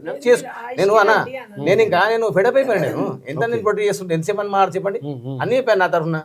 లేదు నేను అన్న చేసుకోండి భయ్ మీరు చేసుకోండి, ఏమన్నా డ్యామేజ్ చేయండి చూసుకోండి అని చెప్పి డ్యామేజ్ చేయండి చేసుకోండి లైవ్. ఇప్పుడు ప్రజలు నమ్మేటోళ్ళు నమ్ముతారు, నమ్మరు, నాకు ఎంత 2 రోజులు నమ్ముతారు, నీ మాట ఇవాళ రేపు నమ్ముతారు. సోమవారం నాడు నేను ఊకోను కదా, నేను ఎక్కడో వస్తాను కదా, మనకు అన్న ఉన్నాడు ఇంకేం చాలా ఉండరు, తెలిసిన ఉంటారు, బయటకు పోతా లేకపోతే రోడ్ నిలబడి చూస్తాను, నేను నా క్లినిక్ ముందు నిలబడి సర్టిఫికేట్స్ అని నిలబడి పెట్టుకొని చూస్తాను నేనేందనేది. నా డాక్యుమెంట్స్ అన్ని మా ఐ డిపార్ట్మెంట్ లో డాక్యుమెంట్ ఓపెన్ చేసి తెలిసిపోతారు ఇంకా అన్ని మా డాక్యుమెంట్స్ ఉన్నాయో అనేది చెప్పేసి వాళ్ళు స్టార్ట్ చేశారన్న. మొత్తం ఇంకా రచ్చరచ్చ చేశారు. మేము ఇంకా నేను లంచ్కి వస్తే యాక్చువల్గా నేను అంటే అక్కడ డైరెక్ట్ పోలీస్ స్టేషన్కి వెళ్ళాను, నేను ఇద్దరు కలిసి డిపార్ట్మెంట్ పోలీస్ స్టేషన్ కదా వెళ్తుంటే పారిపోతున్న డాక్టర్, ఇదొక క్యాప్షన్ పారిపోతున్న డాక్టర్లు, శంకర్దాద ఎంబీబీఎస్లు, పరారైతులు. తుత్తి డాక్టర్లు, ఇవన్నీ క్యాప్షన్ పెట్టుకుని స్కోరింగ్ చేశారు వాళ్ళు.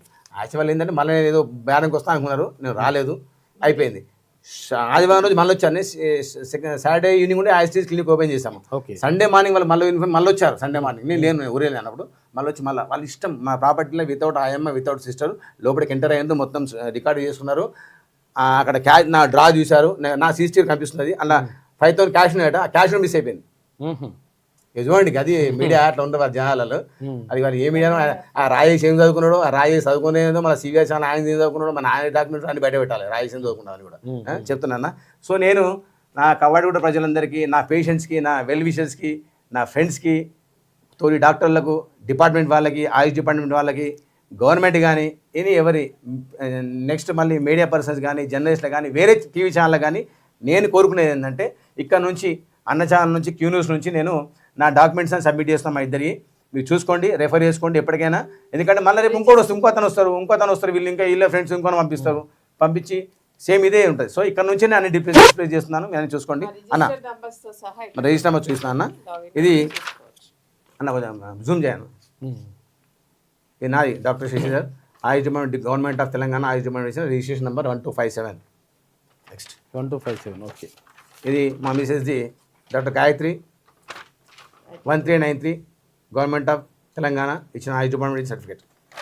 నెక్స్ట్ ఇది ఐ డిడ్ ఎంఎస్ పీజీ చేశానండి నేను, this my post graduation certificate okay from Rajiv Gandhi health university.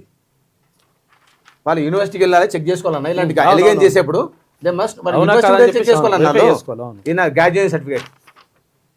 నేను ఎంత టాజ్ అనుభవించడం మేమిద్దరము చెప్పండి. నాకు ఈ వీళ్ళు న్యూస్ అయిన తర్వాత నా ఫ్రెండ్స్ కానీ, డాక్టర్స్ కానీ, వెల్ విషర్స్ కానీ, పేషెంట్స్ కానీ ఫోన్ మీద ఫోన్ అన్న మెసేజ్ వీఆర్ విత్ యూ అని మెసేజ్ వస్తున్నాయి. కొందరేమో నమ్ముతారు, కొందరు నమ్మిన ఉంటారు. ఇది మా మిస్సెస్ గ్రాడ్యుయేషన్ సర్టిఫికేట్ అండి. నెక్స్ట్ ఇది డిఎంహెచ్ ఆఫీస్ మాకు ఇచ్చిన క్లినిక్ రిజిస్ట్రేషన్ సర్టిఫికేట్ అండి ఇది. నెక్స్ట్ ఇది మాకు ఆయుష్ రిజిస్ట్రేషన్ సర్టిఫికేట్ ఉందండి, క్లినిక్ రన్నింగ్ డిఎంహెచ్ ఆఫీస్ వాళ్ళు ఇచ్చింది. అన్ని అందుకని చూపించాలి కదా. మా దగ్గర ఉన్న ఎంబీబీఎస్ డాక్టర్స్, ఇద్దరు doctors, doctor Rishidhar certificate, doctor Ankaiah గారి సర్టిఫికేట్. వీళ్ళంతా ఫేక్ సార్, అంతా ఫేక్ డాక్టర్స్, ఫేక్ ఫేక్ అని. అది ఇదన్న ఈ పరిస్థితి. ఇంకా మీ ద్వారా మాకు న్యాయం జరగాలి. మా పేషెంట్స్ అందరికీ, శ్రేయోభిలాషులకు, సహచర డాక్టర్లకి, అందరికీ, వెల్ విషర్స్కి 100% మంచిగా జరగాలి. చాలా వాళ్ళకన్నా నేను గౌరవం ఏంటంటే మీరు నమ్మకూడదు. ఫేక్ ఉంటే ఫేక్ ఓకే, కానీ మనం మంచి వాళ్ళని కూడా ఫేక్ అంటే అది కాదన్నా. సరే ఆయుష్ డిపార్ట్మెంట్ రైట్ ఇన్ఫర్మేషన్ యాక్ట్ ప్రకారం ఇచ్చారు, వాళ్ళు ఏ విధంగా ఇచ్చారు కనుక్కుంటా కదా, నేను తెలుసుకోవాలి కదా. వాళ్ళు నేను చెప్పిన దానికి నా సర్టిఫికేట్ చూసి వాళ్ళు వెరిఫై చేసుకోవాలి. They have to verify. చదువుకున్న డాక్టర్, చదువుకున్న డాక్టర్ వెరిఫై చేయాలి. సోమవారం వరకు ఆవతి ఏమొచ్చిందని వాళ్ళ ఇద్దరికి, వాళ్ళకి 2 రోజులకి చూడండి వాళ్ళు ఇది పరిస్థితి. డబ్బులు డిమాండ్ చేశారు. ఏది ఆల్రెడీ టెలికాస్ట్ మెనీ టైమ్స్, ఒకసారి కాదు, అవి అన్ని నడుస్తూ ఉంటాయి. 2 రోజులు వేసిండ్రు, 50 వేసిండ్రు. ఇది పరిస్థితి అన్న. ఇక నేను మీ ద్వారా నేను పూర్తిగా మా దగ్గర ఒరిజినల్స్ ఉన్నాయి. తర్వాత మేము అసలు ఫేక్ కాదు, కరెక్ట్గా అన్ని డాక్యుమెంట్స్ ఉన్నాయని చెప్తా ఉన్నారు డాక్టర్లు. కాకపోతే నేను ఏమంటానంటే, ఇట్లా నిజంగా ఒకవేళ ఫేక్ డాక్టర్లు ఉంటే ఫేక్ డాక్టర్లు అంటే ఓకే, కానీ నిజమైన డాక్టర్ని తీసుకొచ్చి ఫేక్ డాక్టర్లు అంటే ఎవరికైనా బాధ అనిపిస్తుంది. తర్వాత ఇంకోటి ఏంటంటే డ్యామేజ్ అవుతుంది. ఇటువంటి ఇయ్యడం మాత్రం ఎట్టి పరిస్థితిలో కరెక్ట్ కాదు. ఎవరైనా సరే మా అసోసియేషన్ ఉందన్న, నీ మాసం నేషనల్ ఇంటర్మీడియట్ మెడికల్ అసోసియేషన్. రండి కిషోర్ గారు, విజయసింహ, డాక్టర్ కృష్ణమోహన్, మా సెక్రటరీ అండి, నేషనల్ ఇంటర్మీడియట్ మెడికల్ సెక్రటరీ. అందరూ మాకు సపోర్ట్గా వచ్చారు సార్, కలుద్దామని. థ్యాంక్ యూ అన్న. నేను మీకు వన్స్ అగైన్ థ్యాంక్ చెప్తాను. మీ ద్వారా మాకు హావభావాలు, మా యొక్క ఎక్స్పీరియన్స్ మీకు చెప్పగలను. మా పేషెంట్స్ కి దొంగలు ఎట్టి పరిస్థితుల్లో బయట పెడతాం, మంచోళ్ళకి అండగానే. అందుకనే మేము మిమ్మల్ని అన్న దగ్గరికి వచ్చాము. మేము హెల్ప్ చేయండి, సర్వీస్. అటాక్ డాక్టర్స్ మీద అటాక్స్ అనేది చాలా అయిపోయిందండి మన ఆల్ డాక్టర్స్ మీద, అందరు డాక్టర్స్ మీద. ఈ టైంలో అంటే డాక్టర్స్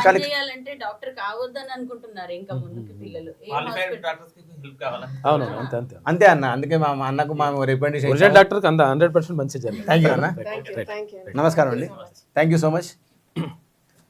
ఇది సివిఆర్ న్యూస్లో ఇట్లా చేసిండ్రంట.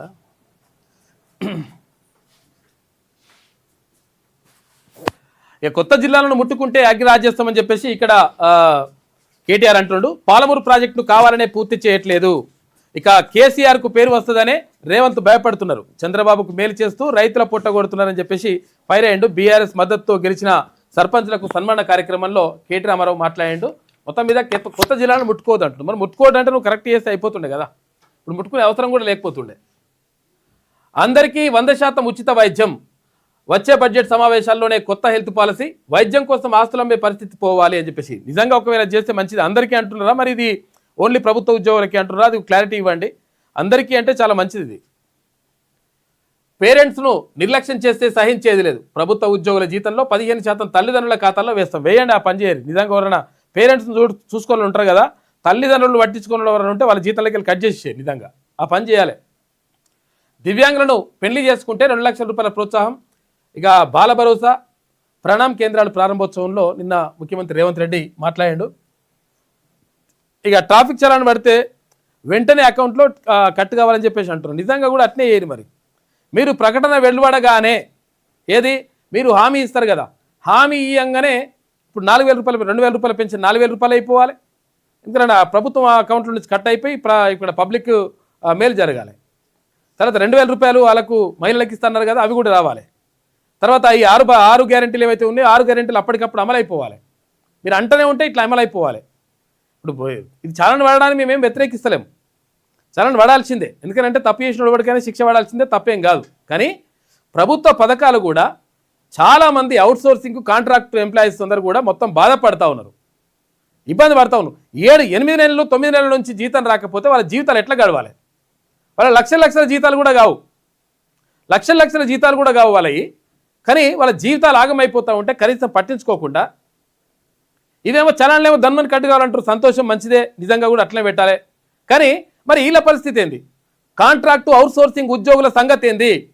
వాళ్ళకు సంబంధించినటువంటి జీతాలు కూడా తొందరగా రిలీజ్ చేయాల్సిన అవసరం ఉంటుందా ఉండదా? వాళ్ళ జీవితాలు ఎట్లా గడవాలి? వాళ్ళ కుటుంబాలు ఎట్లా పోషించుకోవాలి వాళ్ళు? అరే కనీసం దాని గురించి ఆలోచించకుండా వాళ్ళకి ఇచ్చేదే అత్యవసర జీతము. వాళ్ళు లక్షల రూపాయల జీతాలు ఉంటాయంటే అవి కూడా కాదు, అత్యవసర జీతం. ఏదో ఇచ్చిన వాటి ఇచ్చినట్టు అట్లా నడుస్తుంటుంది లెక్క. సమాన పనికి సమాన వేతనం కూడా వాళ్ళకి రాదు. ఈ కాంట్రాక్ట్ అవుట్సోర్సింగ్ ఉద్యోగుల గురించి 100% పట్టించుకోవాల్సిన అవసరం, బాధ్యత ప్రభుత్వం పైన ఉంటుంది. వాళ్ళు పాపం నెలలకి ఎట్లా గడుపుతారు? ఎందుకంటే వాళ్ళకు ఆ పూటకి ఏ పూటకు ఆ పూట వెళ్ళదీసేటువంటి పరిస్థితిలో ఉంటుంది. మధ్యతరగతి మందహాసం అదంతా. మధ్యతరగతి కుటుంబాలకు ఎంత కష్టంగా ఉంటుంది అది మీకు అర్థం కాదు. 8 నెలలు 9 నెలల జీతాలు రాకపోతే చాలా డిపార్ట్మెంట్లలో రాష్ట్ర ప్రభుత్వానికి సంబంధించి అవి కూడా క్లియర్ చేయండి, మంచిగా ఉంటుంది. ట్రాఫిక్ రూల్స్ పాటించని వారి పట్ల కఠినంగా వ్యవహరించాలని సీఎం రేవంత్ రెడ్డి ఆదేశించారు. చలాన్ పడితే వెంటనే ఆయా వాహనదారుల యజమాని అకౌంట్ నుంచి ఆటోమేటిక్గా చెల్లింపు జరిగే చర్యలు తీసుకోవాలన్నారు. మంచిదే అది, కానీ ఇది కూడా చేయండి. అన్వేష విఫలమైందంటే ఇక్కడ నిన్న ప్రయోగం విఫలమైంది. ఇస్రో ఈ ఏడాది చేపట్టిన తొలి ప్రయోగం విఫలమైంది. ఎర్త్ అబ్జర్వేషన్ శాటిలైట్ అన్వేషతో పాటు మొత్తం 16 ఉపగ్రహాలతో సోమవారం ఉదయం 10 గంటల 18 నిమిషాలకు పిఎస్ఎల్వి C62 రాకెట్ బయలుదేరింది. ఛాంబర్ ప్రెజర్ డ్రాప్తో 3వ దశలో సమస్య ఏర్పడడంతో రాకెట్ దారి తప్పిందట. ఇక భారత్ కన్నా మాకు ఏ దేశము ఎక్కువ కాదని చెప్పేసి ఇక్కడ అమెరికా రాయబారి అంటుండు. భారత్ కన్నా తమకు ఏ దేశము ఎక్కువ కాదని అమెరికా రాయబారి సెర్గియో గోర్ పేర్కొన్నారు. ఇండియా అమెరికా రియల్ ఫ్రెండ్స్ అని ఆయన చెప్పారు. మిత్రుల మధ్య విభేదాలు ఏర్పడిన చర్చల ద్వారా అభిప్రాయ భేదాలను వారు పరిష్కరించుకుంటారని చెప్పిండు. మంచిగా ఉన్నది, కానీ ట్రంప్ వేరే చెప్తున్నాడు, రాయబారి వేరే చెప్తున్నాడు, కానీ ట్రంప్ వేరే చెప్తున్నాడు కథ. ఇసుక మాఫియాకు టెక్నాలజీతో అడ్డుకట్టనట. ఇక GPS డ్రోన్స్ శాటిలైట్ మ్యాపింగ్తో అక్రమ రవాణాకు చెక్ పెడతామని చెప్పేసి మంత్రి వివేక్ వెంకటస్వామి అంటుండు. 6 నెలల్లో ఇసుక రియాలిటీ ద్వారా 22% అదనపు ఆదాయం. బీఆర్ఎస్ హయాంలో ఆ పార్టీ లీడర్లు కాంట్రాక్టర్లు కోట్ల రూపాయలు కొలగొట్టిరట. ఇక సోషల్ మీడియాలో దుష్ప్రచారం చేస్తున్న వారిపై చట్టపరంగా చర్య తీసుకుంటాం. చాండ్ బజార్ తర్వాత BC గర్ల్స్ కాలేజు హాస్టల్ను ప్రారంభించిండు నిన్న మంత్రి వివేక్ వెంకటస్వామి. ఇగో ఈడో కథ నడుస్తుంది. వల్ల కృష్ణా గోదావరిలో చుక్కా కూడా వదులుకోమని చెప్పి చెప్తున్నాడు. ఎవరు? మంత్రి చెప్తున్నది మంచిగానే ఉన్నది, కానీ మరి మీరు వేసినటువంటి పిటిషన్ ఏది? ఆ రిట్ పిటిషనే మీకు కనీసం అతని విచారణ అర్హత లేనటువంటి రిట్ పిటిషన్ వేస్తే మరి ఏంది పరిస్థితి ఏంది? మరి కనీసం సోయి ఉండదా? మరి ఎంత మంచి లాయర్ని పెట్టినాం, ఎంత పెద్ద లాయర్ని పెట్టినాం, ఎంత పెద్ద లాయర్ని పెడితే ఏం లాభం? విచారణకు కూడా అర్హత లేదని చెప్తా ఉంటుంటే మరి ఏం చేస్తున్నాం మనం? తెలంగాణ నీటి హక్కుల కోసం అన్ని స్థాయిల్లో పోరాటం చేస్తామని చెప్పి మంత్రి ఉత్తమ్ కుమార్ రెడ్డి అంటుండు. ఆర్టికల్ 131 ప్రకారం త్వరలో సుప్రీంకోర్టులో సివిల్ సూట్ వేస్తాం. పోలవరం నల్లమల సాగర్ విషయంలో బలమైన వాదనలు వినిపించినాం. ఏం వినిపించినట్టు? ఏపీ సర్కార్ అనేక ఉల్లంఘనలకు పాల్పడుతుందన్న విషయాన్ని వివరించామని చెప్పేసి వెల్లడించిండు మంత్రి ఉత్తమ్ కుమార్ రెడ్డి. కృష్ణా గోదావరి నదీ జలాల్లోని ఒక్క చుక్క కూడా తెలంగాణ వదులుకోదని రాష్ట్ర ఇరిగేషన్ శాఖ మంత్రి ఉత్తమ్ కుమార్ రెడ్డి తేల్చి చెప్పారు. రాష్ట్ర నీటి హక్కులను కాపాడుకునేందుకు అన్ని స్థాయిల్లో పోరాటం కొనసాగిస్తామని స్పష్టం చేసిండట. చర్చల ద్వారానే జలాల సమస్యను పరిష్కరించుకుంటామంటున్న రెండు రాష్ట్రాల సీఎంలతో అందరం ఏకీభవిస్తున్నట్లు కూడా చెప్పిండు. మంచిగా ఉన్నది కానీ మరి ఏం చేస్తారు, ఏం కథ? ఇప్పుడు సుప్రీంకోర్టులో కనీసం వాదనలు కూడా సరిగ్గా వినిపించకపోతే ఎట్లా అన్నట్టు కథ? ఏపీకి సహకరించేందుకే వీక్ రీట్ అని చెప్పేసి ఎవరు హరీష్ రావు అంటుండు. ఇది వాస్తవమే. హరీష్ రావుని ఈ విషయంలో సమర్థించవచ్చు. పోలవరం నల్లమల సాగర్ విషయంలో ప్రభుత్వ ద్రోహం బయటపడ్డది అని చెప్పేసి హరీష్ రావు అంటుండు. విచారణ అర్హత లేని పిటిషన్ వేసి రాష్ట్రానికి తీరని అన్యాయం చేశారు. సూట్ వేయడం అంటే ఏపీ ప్రాజెక్టుకు ఓకే చెప్పడమేనని చెప్పేసి వెల్లడి. విచారణ అర్హత లేని సూట్ వేసిందంటే ఏం లామనిక కాదు. వేసింది ఏంది, కథ ఏంది? ఇజ్జత్ పోయేటట్టు కదా సుప్రీంకోర్టులో.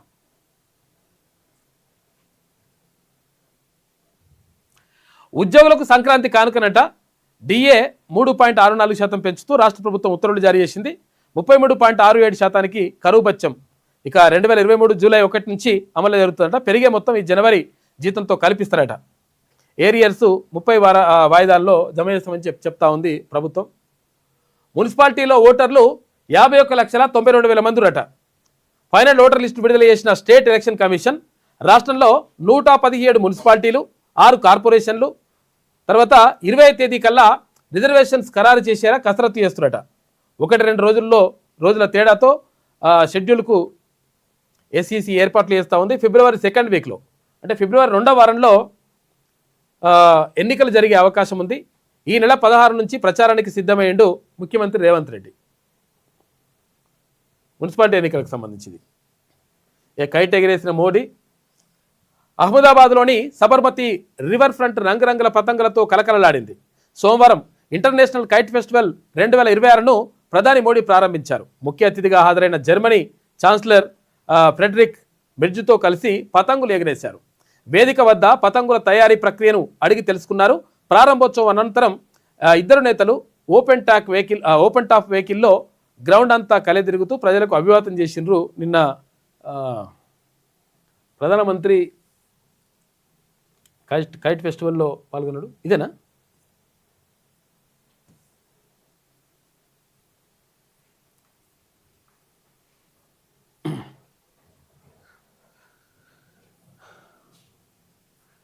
కైట్ ఫెస్టివల్లో పాల్గొన్నాడు నిన్న ప్రధాని నరేంద్ర మోడీ.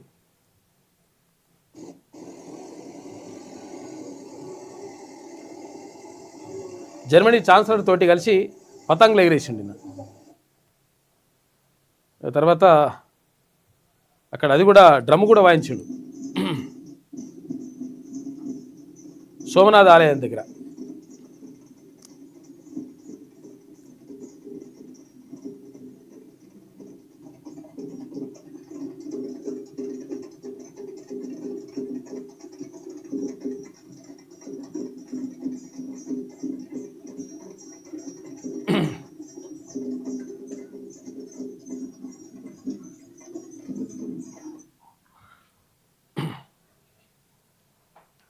ఇది జరిగింది. ఇక హటావో లుంగి బచావో పొంగి అని చెప్పేసి నిన్న రాజ్ ఠాక్రే అంటుండు. బిఎంసి ఎన్నికల వేళ రాజ్ ఠాక్రే వివాదాస్పద కామెంట్. అన్నామలైని రసమలై అంటూ ఎద్దేవా. ముంబైలో అడుగు పెడితే కాళ్ళు నరికేస్తామని వార్నింగ్ ఇచ్చిండు. బెదిరింపులకు భయపడబోమని చెప్పేసి బీజేపీ తమిళనాడు నేత అంటూ ఉన్నాడు. అయితే తమిళనాడు బీజేపీ రాష్ట్ర అధ్యక్షుడు అన్నామలై ఇక్కడికి వచ్చి ప్రచారం చేస్తే లుంగి హటావో అని చెప్పేసి అంటున్నాడు. అంటే లుంగీలు కట్టుకుంటారు కదా తమిళనాడు వాళ్ళు, లుంగీలు తర్వాత ఇట్లా అవి కట్టుకుంటారు కాబట్టి, దోతులు కట్టుకుంటారు కాబట్టి లుంగీలు కట్టుకుంటే లుంగి హటావో అని చెప్పేసి బజావో పుంగి అని చెప్పేసి ఇక్కడ రాజ్ ఠాక్రే అంటా ఉన్నాడు. ఇది వివాదాస్పద వ్యాఖ్యలు. ఇప్పుడు మా దగ్గర రానియమంటే నేను ఎట్రానే చూస్తా, నేను ఎట్టి పరిస్థితుల్లో వస్తా అని చెప్పేసి అక్కడ అన్నామలై అంటున్నాడు. ఇగో వెనుజులా నాది అని చెప్పేసి ప్రపంచంలో అన్ని దేశాల మీద కాలు పెట్టుకుంటూ పోతున్నాడు. ఎవరు? ట్రంప్. గ్రీన్లాండ్ నాడే, వెనుజులా నాది, అది నాదే, ఇది నాదే అంటున్నట. ఇది వెలుగులో ఉన్నటువంటి ప్రధాన కథనాలు అయితే ఒకసారి ఏది విజయక్రాంతి చూద్దాం. క్రాంతి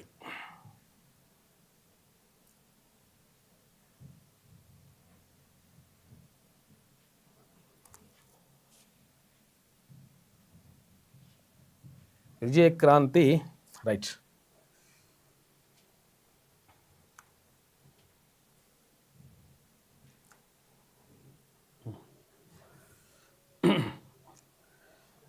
ఇక డిఎస్సి ఎప్పుడు నోటిఫికేషన్లలో నోటిఫికేషన్లలో కాలయాపన.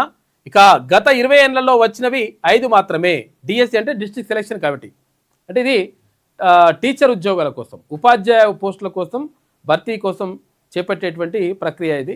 అయితే నోటిఫికేషన్లు ఎప్పుడు ఇస్తారు డిఎస్సికి సంబంధించి అని చెప్పేసి అడుగుతా ఉంది విజయక్రాంతి దినపత్రిక. ప్రత్యేక రాష్ట్రంలో కేవలం 2 నోటిఫికేషన్లు వచ్చినాయి. ఎన్నికల ముందు నోటిఫికేషన్లు వేయకుండా కుట్ర. ఖాళీ పోస్టులను వెంటనే భర్తీ చేయాలి. జాబ్ క్యాలెండర్ ప్రకారం గత ఏడాది ఫిబ్రవరిలోనే వెలువడాల్సిన డిఎస్సి నోటిఫికేషన్ అని చెప్పేసి ప్రత్యేక కథనం వేసింది ఇక్కడ విజయక్రాంతి దినపత్రిక. డిఎస్సి ఎప్పుడు వేస్తారని చెప్పేసి అడుగుతా ఉంది.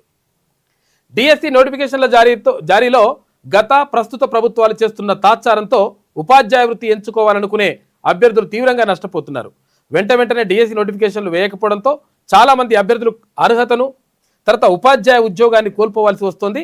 టీచర్ ఉద్యోగం చేయాలనుకునే వారి ఆశలు కళ్ళలవుతున్నాయని అభ్యర్థులు ఆవేదన వ్యక్తం చేస్తున్నారు. గత 20 ఏళ్లలో అటు ఉమ్మడి రాష్ట్రం, ఇటు ప్రత్యేక రాష్ట్రంతో కలిపి కేవలం 5 మాత్రమే డిఎస్సి నోటిఫికేషన్లు జారీ చేశారు. కాబట్టి వాళ్ళకి నష్టం జరుగుతూ ఉంది. చాలామంది డిఎస్సి బిఎడ్ తర్వాత డిఎడ్ చేసినటువంటి చాలామంది అభ్యర్థులు ఎదురు చూస్తూ ఉన్నారని చెప్పేసి ఒక వార్త కనిపిస్తూ ఉంది. సుప్రీంకోర్టు సూచన మేరకు తెలంగాణ పిటిషన్ వాపస్. చూసుకో, ఇక సివిల్ సూట్ దాఖలు చేసుకోవాలి, అదే న్యాయపరమైనటువంటి మార్గం. రిట్ పిటిషన్తో ఉపయోగం ఉండదు, డిస్పోజ్ ఆఫ్ చేసినట్టుగా ప్రకటించిందంట సుప్రీంకోర్టు. మరి ఇటువంటి డిస్పోజ్ అయ్యేటువంటి ఎట్లేస్తారు మీరు?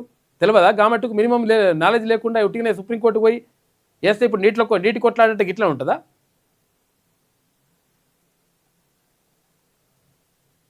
సివిల్ సూట్ వేస్తాం, తెలంగాణ నీటి హక్కులపై వెనక్కి తగ్గమని చెప్పేసి మంత్రి ఉత్తమ్ కుమార్ రెడ్డి. ఏం తగ్గరు? మినిమం నాలెడ్జ్ లేకుండా ఎట్లేస్తారు? ఎట్లా గెలుస్తారు? ఇంకా జ్యుడిషియల్ కమిషన్ జిల్లాల పునర్విభజనకు విశ్రాంత జడ్జి ఆధ్వర్యంలో ఏర్పాటు. ప్రతి ఉద్యోగికి కోటి ప్రమాద బీమా. ఇక ఉద్యోగుల పెండింగ్ బిల్లుల సమస్యలను పరిష్కరిస్తాం. రాచకొండ పేరు రాచరిక పాలనకు గుర్తుగా ఉందని మార్చాం. ఇక సికింద్రాబాద్ జిహెచ్ఎంసీలో భాగంగానే ఉంది. ముఖ్యమంత్రి రేవంత్ రెడ్డి వెల్లడి. గెజిటెడ్ ఉద్యోగుల డైరీ క్యాలెండర్ని ఆవిష్కరించారు నిన్న.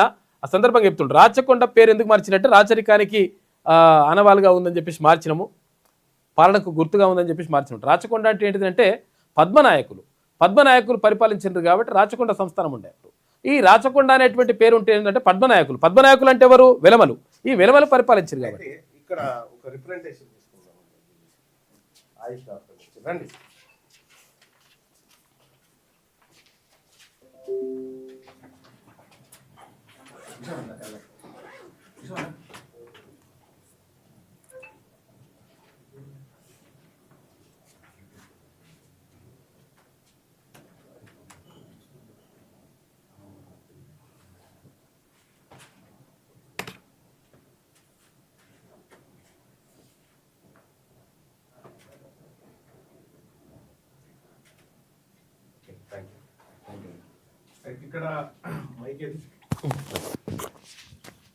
ఇక్కడ ఈ ఆయుష్ డాక్టర్లని వాళ్ళ హాస్పిటల్లోకి వెళ్ళి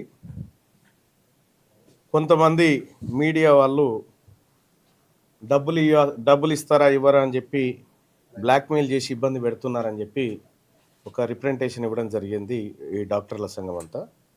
సో ఈ లైవ్ నుంచి చెప్తా ఉన్నా, ఆర్ఎంపీలు కానీ లేకపోతే గ్రామీణ వైద్యులు కానీ ఆయుష్ డాక్టర్లు కానీ ఏ డాక్టర్లనైనా వాళ్ళు తప్పు చేస్తే చర్య తీసుకోవడానికి ప్రభుత్వ యంత్రాంగం ఉంది.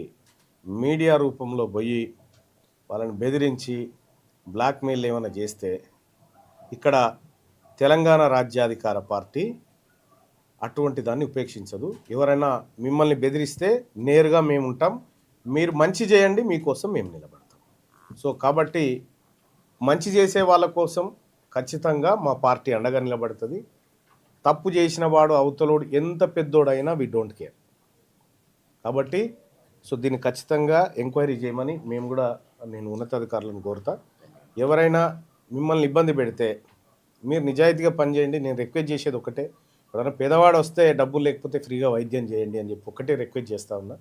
కానీ ఇట్లా జెన్యున్గా పని చేసుకుంటే వాళ్ళని ఎవడైనా ఇబ్బంది పెడితే అది మీడియానా మంత్ర ఇంకోట మేము పెద్దగా పట్టించుకోము. కావాలనుకుంటే వీళ్ళ పక్షాన్ని నిలబడతాం, పోరాటం చేస్తాం, మిమ్మల్ని ఏం చేయాలో అది చేస్తాం. Right, thank you. Life threat కూడా భయమవుతుందన్న. ఎందుకు లైఫ్ థ్రెట్ అలా ఉంది మా పరిస్థితి. అంత సీన్ లేదు, వాళ్ళకే థ్రెట్ ఉంది ఇప్పుడు.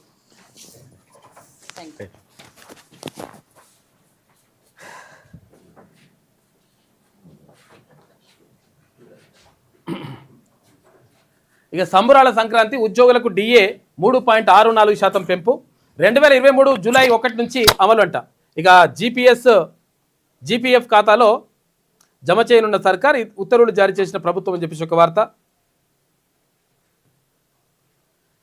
తెలంగాణ ప్రాజెక్టులకు నేను ఎప్పుడు అడ్డు చెప్పలేదే అని చెప్పేసి ఎప్పుడు చంద్రబాబు నాయుడు అంటుండు.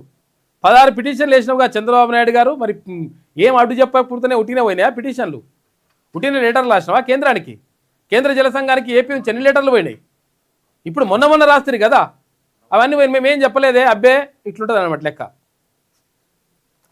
వాళ్ళు వదిలిన నీళ్లను వాడుకుంటే తప్పేంటి అని చెప్పేసి వదిలినే వాడుకోరు, తప్పేం లేదు. మరి గోదావరి నీళ్ళు తీసుకొచ్చి కృష్ణలో కలపాలి, కృష్ణలో తీసుకుపోయి మీరు తీసుకుపోతారు. నీళ్ళే మిగులు జలాలే ఎవరన్నా నాయన అంటే మిగులు జలాలు ఉన్నాయి, మేము వాడుకుంటాం అని చెప్పేసి. పోలవరంలో నీళ్లు మిగిలితే తెలంగాణ కూడా వాడుకోవచ్చు. పోలవరం నీళ్ళు కింద నీళ్ళు పైకి ఎత్తుకుని వాడుకోవాలా మేము? నల్లమల సాగర్తో ఎవరికి నష్టం లేదు ఆంధ్రప్రదేశ్ ముఖ్యమంత్రి చంద్రబాబు నాయుడు అంటున్నాడు. చూసుకోయిగా సన్నవడ్ల బోనస్ 500 కోట్ల రూపాయలు విడుదల చేసింది. ఈ వానాకాలం సీజన్కు ఇప్పటి వరకు 1429 కోట్ల రూపాయలు 1429 కోట్ల రూపాయలు రైతుల ఖాతాలో జమ అయినాయి. అక్రమాలకు చెక్ జీ చట్టం దళారుల దోపిడీకి చెల్లుచీటి. ఇది కేవలం గుంతలు తవ్వే పథకం కాదు, జియో ట్యాగింగ్తో పర్యవేక్షణ పారదర్శకంగా ఉంటుంది. ఇటు బంగ్లా పాక్కు వెళ్ళి ఓవైసీ హిందూ మహిళలను ప్రధాని చేయాలనే దమ్ముందా అని చెప్పేసి కేంద్ర మంత్రి కిషన్ రెడ్డి అంటుండే. ఎప్పుడు ఊడిగా ఏమైనా ఉంటే ఏది ఓవైసీ ఇట్లా చేస్తావా, ఓవైసీ అట్లా చేస్తావా, ఎంఐఎం పార్టీ ఇటువంటిది తప్ప ఏముండదు లెక్క. ఇక్కడ ఉపాధి హామీ పథకంలో మొత్తం కూడా ఇప్పుడు అక్రమాలకు చెక్ పెట్టడం మంచిగానే ఉన్నది, కానీ తగ్గిస్తున్నారట, 10 దినాలు తగ్గిస్తున్నారట. మరి రాష్ట్ర ప్రభుత్వం మీద వేస్తున్నారట. ఆ కథ ఏందో చూడాలి కదా. జిల్లాల జోలికి వస్తే అగ్గి పుట్టిస్తాం, రైతులకు యూరియా ఇవ్వలేని సీఎం పాలమూరుకు ఏం చేస్తారు? నిజాయితీ గల మోసగాడు సీఎం రేవంత్ రెడ్డి అని చెప్పేసి ఓపిక పట్టండి, భవిష్యత్తు బీఆర్ఎస్దే. ఉమ్మడి పాలమూరులో 14 సీట్లు గెలుస్తాం. మహబూబ్ నగర్ సభలో బీఆర్ఎస్ నేత కేటీఆర్ అంటా ఉన్నాడు. ఇక చూసుకో, ఇక అంతా మాదే, అట్లా మేమే గెలుస్తాం అట్లా అహంకారమే మిమ్మల్ని ఆ పని చేసింది రామన్న. ఇక Heera Group scam case, Nowhera ఆస్తుల వేలం అడ్డుకునే కుట్ర. ఇక ఈడీ అధికారులు బెదిరించిన దళారి కళ్యాణ్ బెనర్జీని అరెస్ట్ చేసిన ఈడీ. అతని వాట్సాప్ చాట్లో కీలక ఆధారాలంటే 23 వరకు రిమాండ్. మొత్తం దారుణంగా ఈ నౌహీరా అంటామే మొత్తం కూడా పెద్ద సామ్రాజ్యాన్ని స్థాపించింది. ఒక రకంగా 100,000 కోట్ల రూపాయలు మొత్తం కూడా కొల్లగొట్టేసింది. ఎవరి దగ్గర కొల్లగొట్టింది అంటే ముస్లింల దగ్గరనే, మళ్ళా మైనార్టీల దగ్గరనే. మేము బంగారం ఇస్తా, తర్వాత అది చేస్తా ఇది చేస్తా అని చెప్పేసి అతి తక్కువ ధరకి ఇస్తా అట్లా అని చెప్పేసి మోసం చేసేసి 1,000 కోట్ల రూపాయలు కొల్లగొట్టేసింది. పాపం బాధితులు చాలామంది వచ్చారు మన దగ్గరికి. ఆమె ఆస్తులు ఈడీ వేలం వేస్తూ ఉంటే అట్టెట్లా వేస్తారని చెప్పేసి కొంతమంది వచ్చి అడ్డుకుంటారట లంగలు. ఆమె ఆస్తులు కావాలి, పబ్లిక్ ఆస్తులు అవి. ముంబైకి వస్తే కాళ్ళు నరికేస్తామని చెప్పేసి ఇక్కడ రాజ్ ఠాక్రే అంటున్నాడు. నగరంతో మీకేంటి సంబంధం? మీరు అన్నమలై కాదు రసమలై. తమిళనాడు బీజేపీ నేత అన్నమలైపై ఎంఎన్ఎస్ అధినేత రాజ్ ఠాక్రే వ్యాఖ్యలు చేసిండు. ముంబైకి వస్తా, బెదిరేది లేదు, ఎవరు నరుకుతారో చూస్తా, లుంగీలు దోతీలు ధరించే తమిళనాడు అవమానించేరా రాజ్ ఠాక్రే వ్యాఖ్యలు. తమిళనాడు బీజేపీ నేత అన్నమలై ఆగ్రహం వ్యక్తం చేస్తా ఉన్నాడు. మాటల యుద్ధం నడుస్తుంది ఇద్దరి మధ్యలో. ఐఏఎస్లపై మీడియా కథనాలు, అసత్య ఆరోపణలు మంచిది కాదు. జిల్లాల పునర్విభజనపై ప్రస్తుతం ఎలాంటి చర్యలు లేవు. ఇక్కడ మంత్రి పట్టణాభివృద్ధికి కృషి చేస్తా. ఐటీ శాఖ మంత్రి, ఆయన సొంత నియోజకవర్గం అది మంత్రి. మేడం గొబ్బెమ్మలు ఆర్డర్ ఇచ్చింది మీరే అని చెప్పేసి గొబ్బెమ్మలు కూడా ఆర్డర్ ఇస్తున్నాడు. చూసుకోగా తయారు చేసే పరిస్థితి పోయింది. బిండ తెచ్చి అంత పరిస్థితి లేదట. ఆ డబ్బలలో ఇప్పుడు ఏది కేక్ లెక్క తీసుకొస్తున్నట్టు గొబ్బెమ్మలు కూడా గాడికి వచ్చింది కథ అంతా రెడీమేడ్ కాడికి వచ్చింది. ఇది విజయక్రాంతిలో ఉన్నటువంటి ప్రధాన కథనాలు. అయితే ఒకసారి ఆంధ్రజ్యోతి చూద్దాం. ఆంధ్రజ్యోతి ఈనాడేమో జిల్లాల పునర్విభజనకు కమిషన్ అంట. విశ్రాంత న్యాయమూర్తి నేతృత్వంలో ఏర్పాటు చేస్తాం. వారసత్వ అప్పులు తప్పులను కప్పిపుచ్చుకుంటూ వెళ్తున్నాం. ఇటు టీజీఓ డైరీ ఆవిష్కరణలో నిన్న ముఖ్యమంత్రి రేవంత్ రెడ్డి మాట్లాడాడు. ఉద్యోగులకు 3.64% కరువు భత్యం పెంపు అని చెప్పేసి రాష్ట్ర ప్రభుత్వం చెప్తా ఉంది. త్వరలో ఆరోగ్య విధానం, ప్రభుత్వం తరఫున అందరికీ 100% వైద్యం, దివ్యాంగులకు మానవీయ కోణంలో కార్యక్రమాలు, బాల భరోసా, తర్వాత ప్రణామ్ డే కేర్ కేంద్రాలు ప్రారంభోత్సవం అని చెప్పేసి ఒక వార్త కనిపిస్తూ ఉంది. మొత్తం మీద ప్రభుత్వం తరఫున అందరికీ 100% వైద్యం ఇస్తామని చెప్పేసి అంటున్నారు. మరి ఎంతవరకు అవుతుందని చూడాలి, గ్యారంటీ చేయాలి. అది పోలవరం నల్లమల సాగర్పై రిట్ పిటిషన్కు విచారణ అర్హత లేదు స్పష్టం చేసిన సుప్రీంకోర్టు ప్రధాన న్యాయమూర్తి జస్టిస్ సూర్యకాంత్. ఉపసంహరించుకున్న తెలంగాణ ప్రభుత్వం ఇజ్జత్ వాయే, వెంటనే సివిల్ సూట్ దాఖలు చేస్తామని ఏం చేస్తారు? సివిల్ సూట్ దాఖలు తెలియదా మీకు? విచారణ అర్హత లేనటువంటి పిటిషన్ లేచి ఏం చేస్తారన్నట్టు. ఏపీకి మంచి చేసేది కాకపోతే. నీటి హక్కుల సాధనకు అన్ని స్థాయిల్లో పోరాటం కృష్ణా గోదావరి జిల్లాల్లో ఒక్క బొట్టు కూడా వదులుకోమని చెప్పేసి మంత్రి ఉత్తమ్ కుమార్ అంటున్నాడు. ఇది ఖచ్చితంగా ఏపీకి సహకరించడమే. సుప్రీంకోర్టులో విచారణకు అర్హత లేని పిటిషన్ వేస్తారా అని చెప్పేసి హరీష్ రావు అంటున్నాడు. వాస్తవం అది హరీష్ రావు చెప్పింది.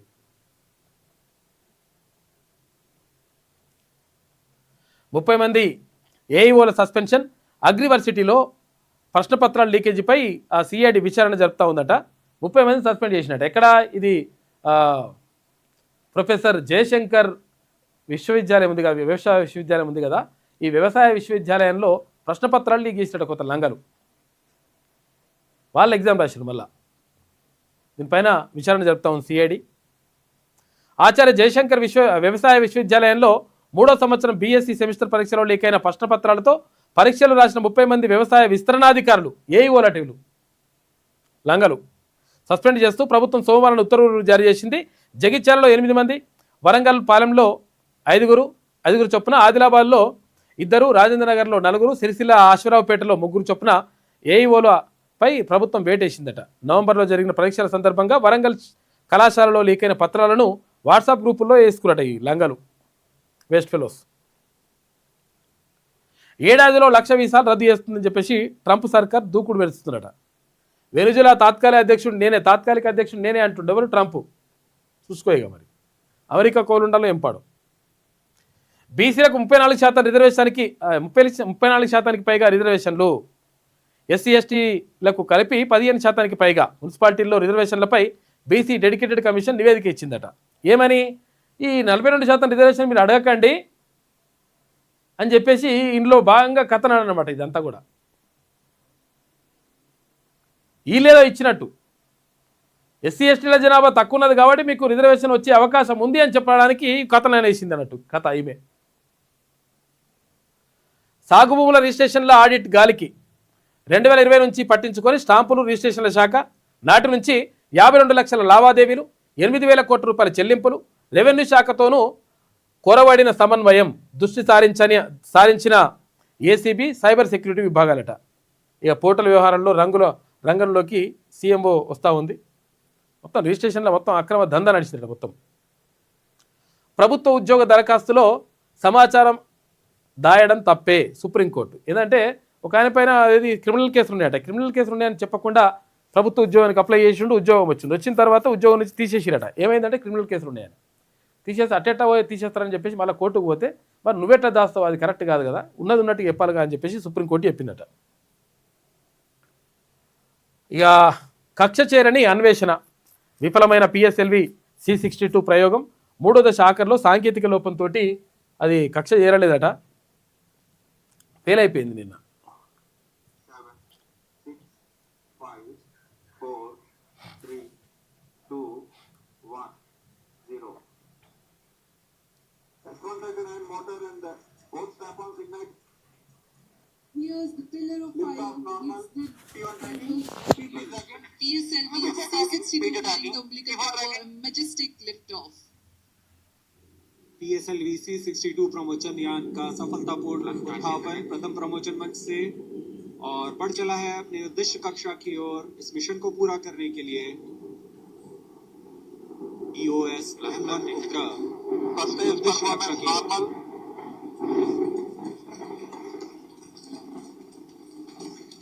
Sharp ground station is tracking presently for 70 seconds after liftoff. The S139 motor and the two strap-ons will together develop thrust. प्रथम चरण का निष्पादन पूरी तरह सामान्य यान अपेक्षित पथ का अनुकरण करता हुआ जा रहा है। Sharp position main auto.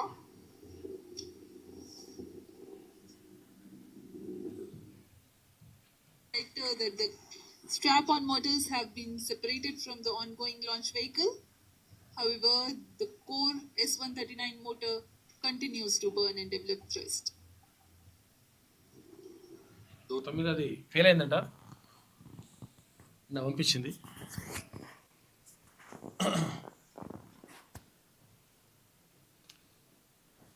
ఇక అస్థిరతను అధిగమించేలా బంధాల బలోపేతం 19 ఒప్పందాలపై భారత్ జర్మనీ సంతకాలు చేసినాయి. ఇక మోదీతో జర్మనీ ఛాన్సలర్ ఫ్రెడరిక్ మెర్జ్ భేటీ అయినట నిన్న ఇద్దరు కలిసి గాలిపటం ఎగిరేసిండ్రు అహ్మదాబాద్లో.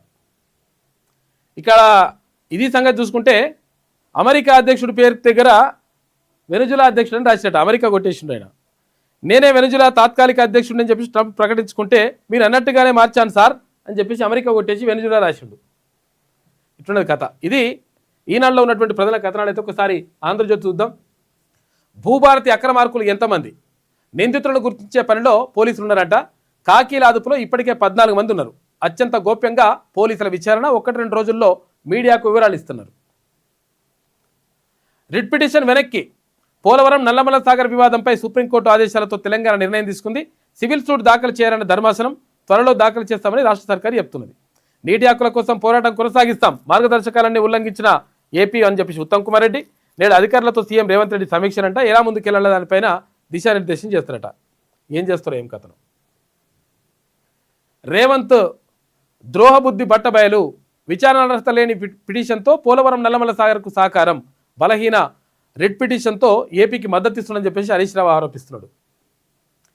జిల్లాల హేతుబద్ధీకరణకు కమిషన్, సుప్రీంకోర్టు లేదా హైకోర్టు జడ్జి రిటైర్డ్ జడ్జితో ఏర్పాటు. పునర్వ్యవస్థీకరణ డిమాండ్లపై అధ్యయనం. రాష్ట్ర వ్యాప్తంగా పర్యటించి అభిప్రాయాలు సేకరిస్తుంది. 6 నెలల్లో నివేదిక తీసుకొని హేతుబద్ధీకరణ చేస్తాం. జిల్లాలు మండలాల పెంచం, తగ్గించం, పేర్లను మార్చం. టీజీఓ డైరీ ఆవిష్కరణలో ముఖ్యమంత్రి రేవంత్ రెడ్డి అంటుండు పెంచుడు తగ్గించుడు లేదు కానీ మరి దాన్ని సెట్ చేస్తామని ఎట్లా సెట్ చేస్తారో చూడాలి. చలానా వేయగానే వసూలు. వాహనదారుడి బ్యాంకు ఖాతా నుంచి డబ్బులు కట్ అవ్వాలి. అలాంటి వ్యవస్థను ఏర్పాటు చేస్తేనే ప్రమాదాలకు అడ్డుకట్ట.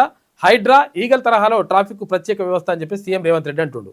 తల్లిదండ్రులు నిర్లక్ష్యం చేస్తే జీతాల్లో 10% కోత అని చెప్పేసి అంటుండు. చేయాలట్లా. ప్రభుత్వ ఉద్యోగులు జర జాగ్రత్త, ఆ సొమ్ములు తల్లిదండ్రుల ఖాతాల్లో వేసేలా చట్టం తెస్తామని చెప్పి సీఎం రేవంత్ రెడ్డి అంటుండు. దివ్యాంగులకు ఉపకరణాల పంపిణీ. కొంతమంది తల్లిదండ్రులు చూసుకుంటలేరు, ప్రభుత్వ ఉద్యోగులు అయి ఉండి చిన్నప్పుడు పెంచి పెద్ద చేస్తే లాస్ట్కి వస్తే తల్లిదండ్రులు పట్టించుకుంటలేరంట. వాళ్ళ పని చేయాలి. ఇట్లా 8న మేడారంలో కేబినెట్ భేటీ. మున్సిపల్ తర్వాత పరిషత్ ఎన్నికలపై చర్చ జరుగుతూ ఉంది. ఉద్యోగులకు సంక్రాంతి కానుక ఒక విడత డిఏ విడుదల చేసిండ్రు. 2023 జూలై 1కి సంబంధించి 3.64% డిఏ విడుదలైంది. దీంతో డిఏ 30.03% నుంచి 33.67%కి పెరుగుదల. జనవరి వేతనంతో కలిపి ఫిబ్రవరి 1 నుంచి చెల్లింపు. ఇక్కడ 2023 జూలై నుంచి 30 నెలల బకాయిలు జీపీఎఫ్ ఖాతాల్లో వేస్తారట. ఇక సన్నాల బోనస్ మరో 500 కోట్లు విడుదల చేసింది. అన్నదాతల ఖాతాల్లో జమ అయినాయి. ఇప్పటిదాకా 1426 కోట్ల రూపాయల చెల్లింపు. బోనస్తో క్వింటాలపై 2889 రూపాయలు గిట్టుబాటు అవుతుందంట. Civil supplies commissioner Stephen Ravindra అంటున్నాడు. ముత్యాల మొగ్గులు ఇవన్నీ ఏంటి యాడ్స్ ఉన్నట్టుంది. ఇది ఆంధ్రజ్యోతిలో ఉన్నటువంటి ప్రధాన కథనాలు. అయితే ఒకసారి శనార్థి తెలంగాణ చూద్దాం.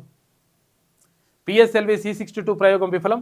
2 దశలకు వరకు సాఫీగా సాగింది ప్రయాణం. తర్వాత 3వ దశలో అంతరాయం ఏర్పడ్డదట. మున్సిపల్ ఎన్నికలు సరే, మరి 42% రిజర్వేషన్ కోటా సంగతి ఏంటి? పార్టీల పరంగానైనా బీసీలకు 42% రిజర్వేషన్ అమలయ్యేనా? అన్ని ఎన్నికల వేళ పార్టీల పరంగా చేసిన ప్రామిస్నైనా అమలు చేయాలని కోరుతున్న బీసీ వర్గాలు. చేయాలని కోరడం కాదు, కోరుడు లేదు, బీరుడు లేదు, ఓట్లు మన దగ్గర ఉన్నాయి, చూసుకొని లెక్క. కాంగ్రెస్ అమలు చేస్తే మిగతా పార్టీల మీద ఒత్తిడి పెరిగే ఛాన్స్ ఉంటుందంట. కాంగ్రెస్ ఇస్తే ఇతర పార్టీలు తప్పక ఇవ్వాల్సిందే, లేకపోతే సబ్బండ బీసీ కులాల దృష్టిలో ప్రధాన పార్టీలు దోషులయ్యే అవకాశం. కాంగ్రెస్ నిర్ణయంపైనే సర్వత్రా ఉత్కంఠ అని చెప్పేసి అంటున్నారు.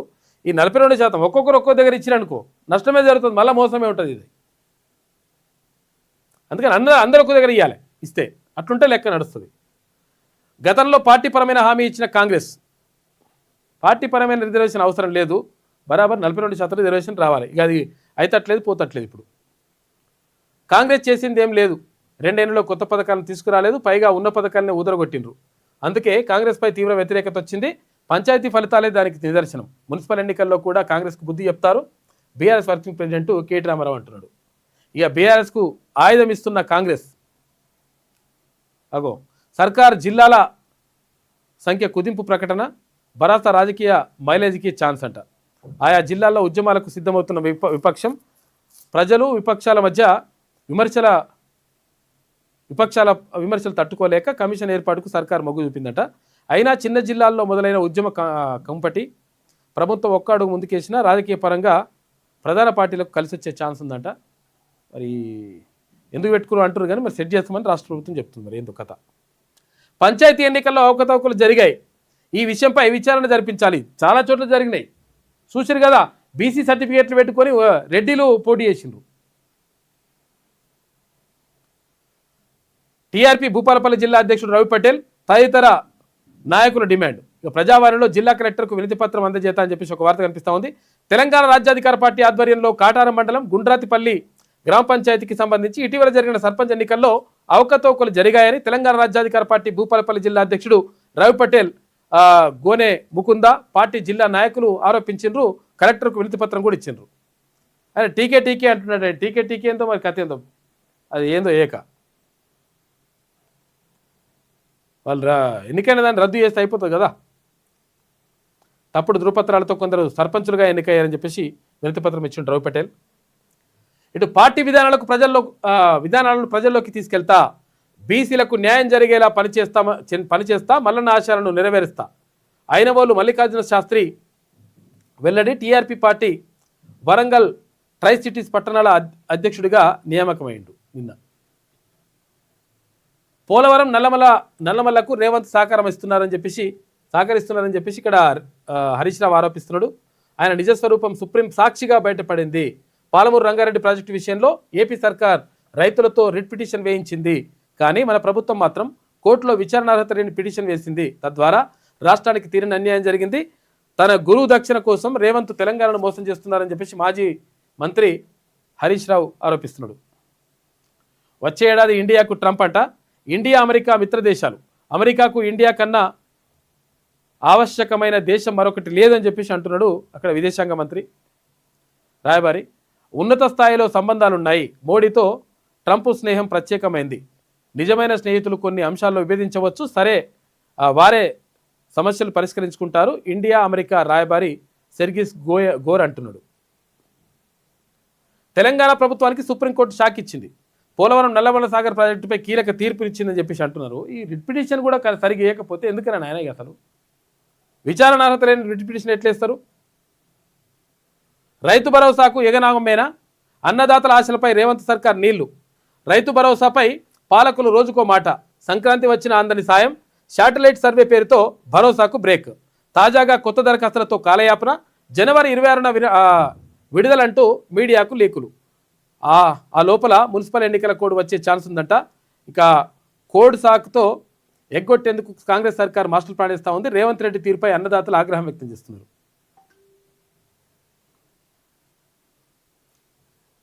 భారత్ జర్మనీ భాగస్వామ్యం పంచాయత్ ప్రపంచానికి కీలకం అని చెప్పేసి ప్రధాని అంటున్నారు. పంచాయతీ ఎన్నికల్లో అవకతవకలు జరిగాయని చెప్పేసి కంప్లైంట్ చేసిండ్రు తెలంగాణ రాజ్యాధికార పార్టీ నాయకులు. ఇది శనార్థిలో ఉన్నటువంటి ప్రధాన కథనాలు అయితే ఒకసారి గీమ్ ఏమంటుందో చూద్దాం. తెలంగాణ రాష్ట్ర అభివృద్ధి ప్రదాత కేసీఆర్, మిషన్ కాకతీయ భగీరథ ఘనత ఆయనదే. విజయవాడ మాజీ ఎంపీ శ్రీనివాస్ అంటున్నాడు. చూసుకో, ఎక్కడన్నా పట్టుకొస్తారు మెల్లగా. జిల్లాల జోలికి వస్తే అగ్గిరాజేస్తాం, కాంగ్రెస్ సర్కార్ భస్మం అవడం ఖాయం, జిల్లాల రద్దు చేస్తే చూస్తూ ఊరుకుందామా. మహబూబ్ నగర్ బీఆర్ఎస్ సభలో పార్టీ వర్కింగ్ ప్రెసిడెంట్లు కేటీఆర్ అంటున్నాడు. మరి మంచిగా చేస్తే ఇట్లెందుకు అవుతుండనే రామన్న? మీ జిల్లా ఉండేనా ఊడేనా? ప్రజాకాంక్షతో రేవంత్ చెలగాటం. ఇక్కడ జిల్లాల కుదింపులకు సిద్ధమైన ప్రభుత్వం, జిల్లాల పునర్విభజనకు కాంగ్రెస్ సర్కార్ నిర్ణయించింది. కేసీఆర్ ఆనవాలను చెరిపేసే దురుద్దేశంతో అడుగులని చెప్పేసి అంటున్నారు. అంటే విషయం ఏంటంటే అక్కడ ఏపీలో కూడా జగన్మోహన్ రెడ్డి జిల్లాల కొత్త జిల్లాలు తీసుకొస్తే ఇప్పుడు తర్వాత చంద్రబాబు నాయుడు వచ్చిన తర్వాత కొంచెం జిల్లాలను కొంచెం మార్పులు చేర్పులు అవన్నీ కూడా చేస్తూ ఉన్నారు. అట్లనే ఈడ కూడా చేద్దామని చెప్పేసి రేవంత్ రెడ్డి ప్రయత్నం చేస్తున్నట్టుగా తెలుస్తూ ఉంది. పరిపాలనా వైఫల్యాల నుంచి దృష్టి మరల్చే ఎత్తుగడ, రిటైర్డ్ జడ్జి విశ్రాంత అధికారుల కమిటీ సాకు మాత్రమే, సగటు జనసంఖ్య ప్రాతిపదికన జిల్లాల అసంబద్ధ చర్య, జిహెచ్ఎంసీ కమిషనరేట్ల విభజనలో శాస్త్రీయత ఏది అని చెప్పేసి అడుగుతా ఉన్నారు. ప్రజాకాంక్ష పోరాటాల ఫలితంగానే నాడు 33 జిల్లాలు, ఏ జిల్లా రద్దవుతుందో తెలియక ప్రజల్లో తీవ్ర ఆందోళన అని చెప్పేసి ఒక వార్త. హైదరాబాద్ ఫ్రీ జోన్కు కుట్ర, జిల్లాల కుదింపు వెనుక పన్నాగం, బాబు డైరెక్షన్లోనే రేవంత్ అడుగులు, కేసీఆర్ దూరదృష్టితో పటిష్ట జోనల్ వ్యవస్థ, ఇన్నాళ్ళు స్థానికులకే దక్కిన సర్కారు కొలువులు అని చెప్పేసి ఇట్లా వేసుకొస్తుంది. ఏమే జిల్లాను మళ్ళీ విభజిస్తామని చెప్పేసి రేవంత్ అంటున్నట్టుగా. పెండింగ్లోనే 5 డిఏలు, కరువు బత్యం విడుదలలో కాంగ్రెస్ సర్కార్ దగా అని చెప్పేసి ఒక వార్త. ఇక బాబు కోసం నీళ్ల మోసం, పోలవరం నల్లమల సాగర్పై సుప్రీంకోర్టులో రేవంత్ సర్కార్ అస్త్ర సన్యాసం అని చెప్పేసి పిఎన్ లింక్పై పిటిషన్ వాపస్. బాబుకు రేవంత్ సంక్రాంతి గిఫ్ట్ ఇచ్చినట్టుగా ఇక్కడ హరీష్ రావు ఆరోపిస్తున్నాడు. అటు దాసోహం ఇటు ద్రోహం అని చెప్పేసి జగదీష్ రెడ్డి అంటుండు. కమిషన్ ఇస్తారా చేస్తారా, కాంట్రాక్టర్కు మాజీ ఎమ్మెల్యే అనుచరులు బెదిరిస్తున్నట. అదేదో పేరు రాస్తే అయిపోతుంది. గద్వాల జిల్లాలో 3 రోజులుగా నిలిచిన రహదారి విస్తరణ పనులు, సీక్రెట్ ఏజెంట్గా టీజీఐఏసీ, గుట్టుచప్పుడు కాకుండా భూ కేటాయింపులు, పరిశ్రమ వివరాలను బయటపెట్టని వైనం. భూభారతిలో తవ్వే కొద్దీ అక్రమాలట, 120 మంది డాక్యుమెంట్ రైటర్లకు ప్రమేయం ఉందట. యాదాద్రిలో 1300 నకిలీ డాక్యుమెంట్లు గుర్తింపు, ప్రధాన నిందితుడితో పాటు మరికొందరిని అరెస్ట్ చేసినాడు పోలీసులు. ఇది నమస్తే తెలంగాణ రాసుకొచ్చినటువంటి కథనాలు. మొత్తం మీద జరుగుతున్నటువంటి పరిణామాలు ఇట్లా ఉన్నాయి. కాబట్టి ఇక్కడ 42% పార్టీ పరంగా ఇస్తారా బీటీ పరంగా ఇస్తారా అంటే పార్టీ పరంగా బీటీ పరంగా ఏం అవసరం లేదు. విషయం ఏంటంటే రిజర్వేషన్ కాదు, అసలు యాక్చువల్గా 60% ఉన్నటువంటి జనాభాకు 60% సీట్లు కేటాయించండి. అన్ని పార్టీలు కూడా అట్లా కేటాయించాలి, బరాబర్ కేటాయిస్తే లెక్క తేలుతుంది. లేకపోతే ఇష్టం వచ్చినట్టుగా మేము అంత ఇస్తాం ఇంత ఇస్తాం అది అడుక్కోవాలా? మరి అట్లనే ఓట్లాడుకునేటప్పుడు కూడా అడుక్కుంటామని చెప్పేసి బాబాయ్ చేస్తాం, మంచిగా ఉంటుంది కదా లెక్క. కాబట్టి ప్రజలు ఆలోచన చేస్తూ ఉన్నారు. ఇప్పుడు తర్వాత చైతన్యం వచ్చింది, నిజంగా మా ఓట్లు మేము వేసుకోవాలి, మా వాళ్ళని మేము గెలిపించుకోవాలనేటువంటి సోయి వచ్చింది. కాబట్టి డెఫినెట్గా మంచిగా జరుగుతుంది. కాబట్టి ఇప్పుడు వీళ్ళు ఎన్ని ఎత్తుగడలు వేసినా ఎన్ని కథలు చేసినా కానీ బరాబర్ ప్రజలు తిప్పికొట్టడం ఖాయంగా కనిపిస్తూ ఉంది. నిన్న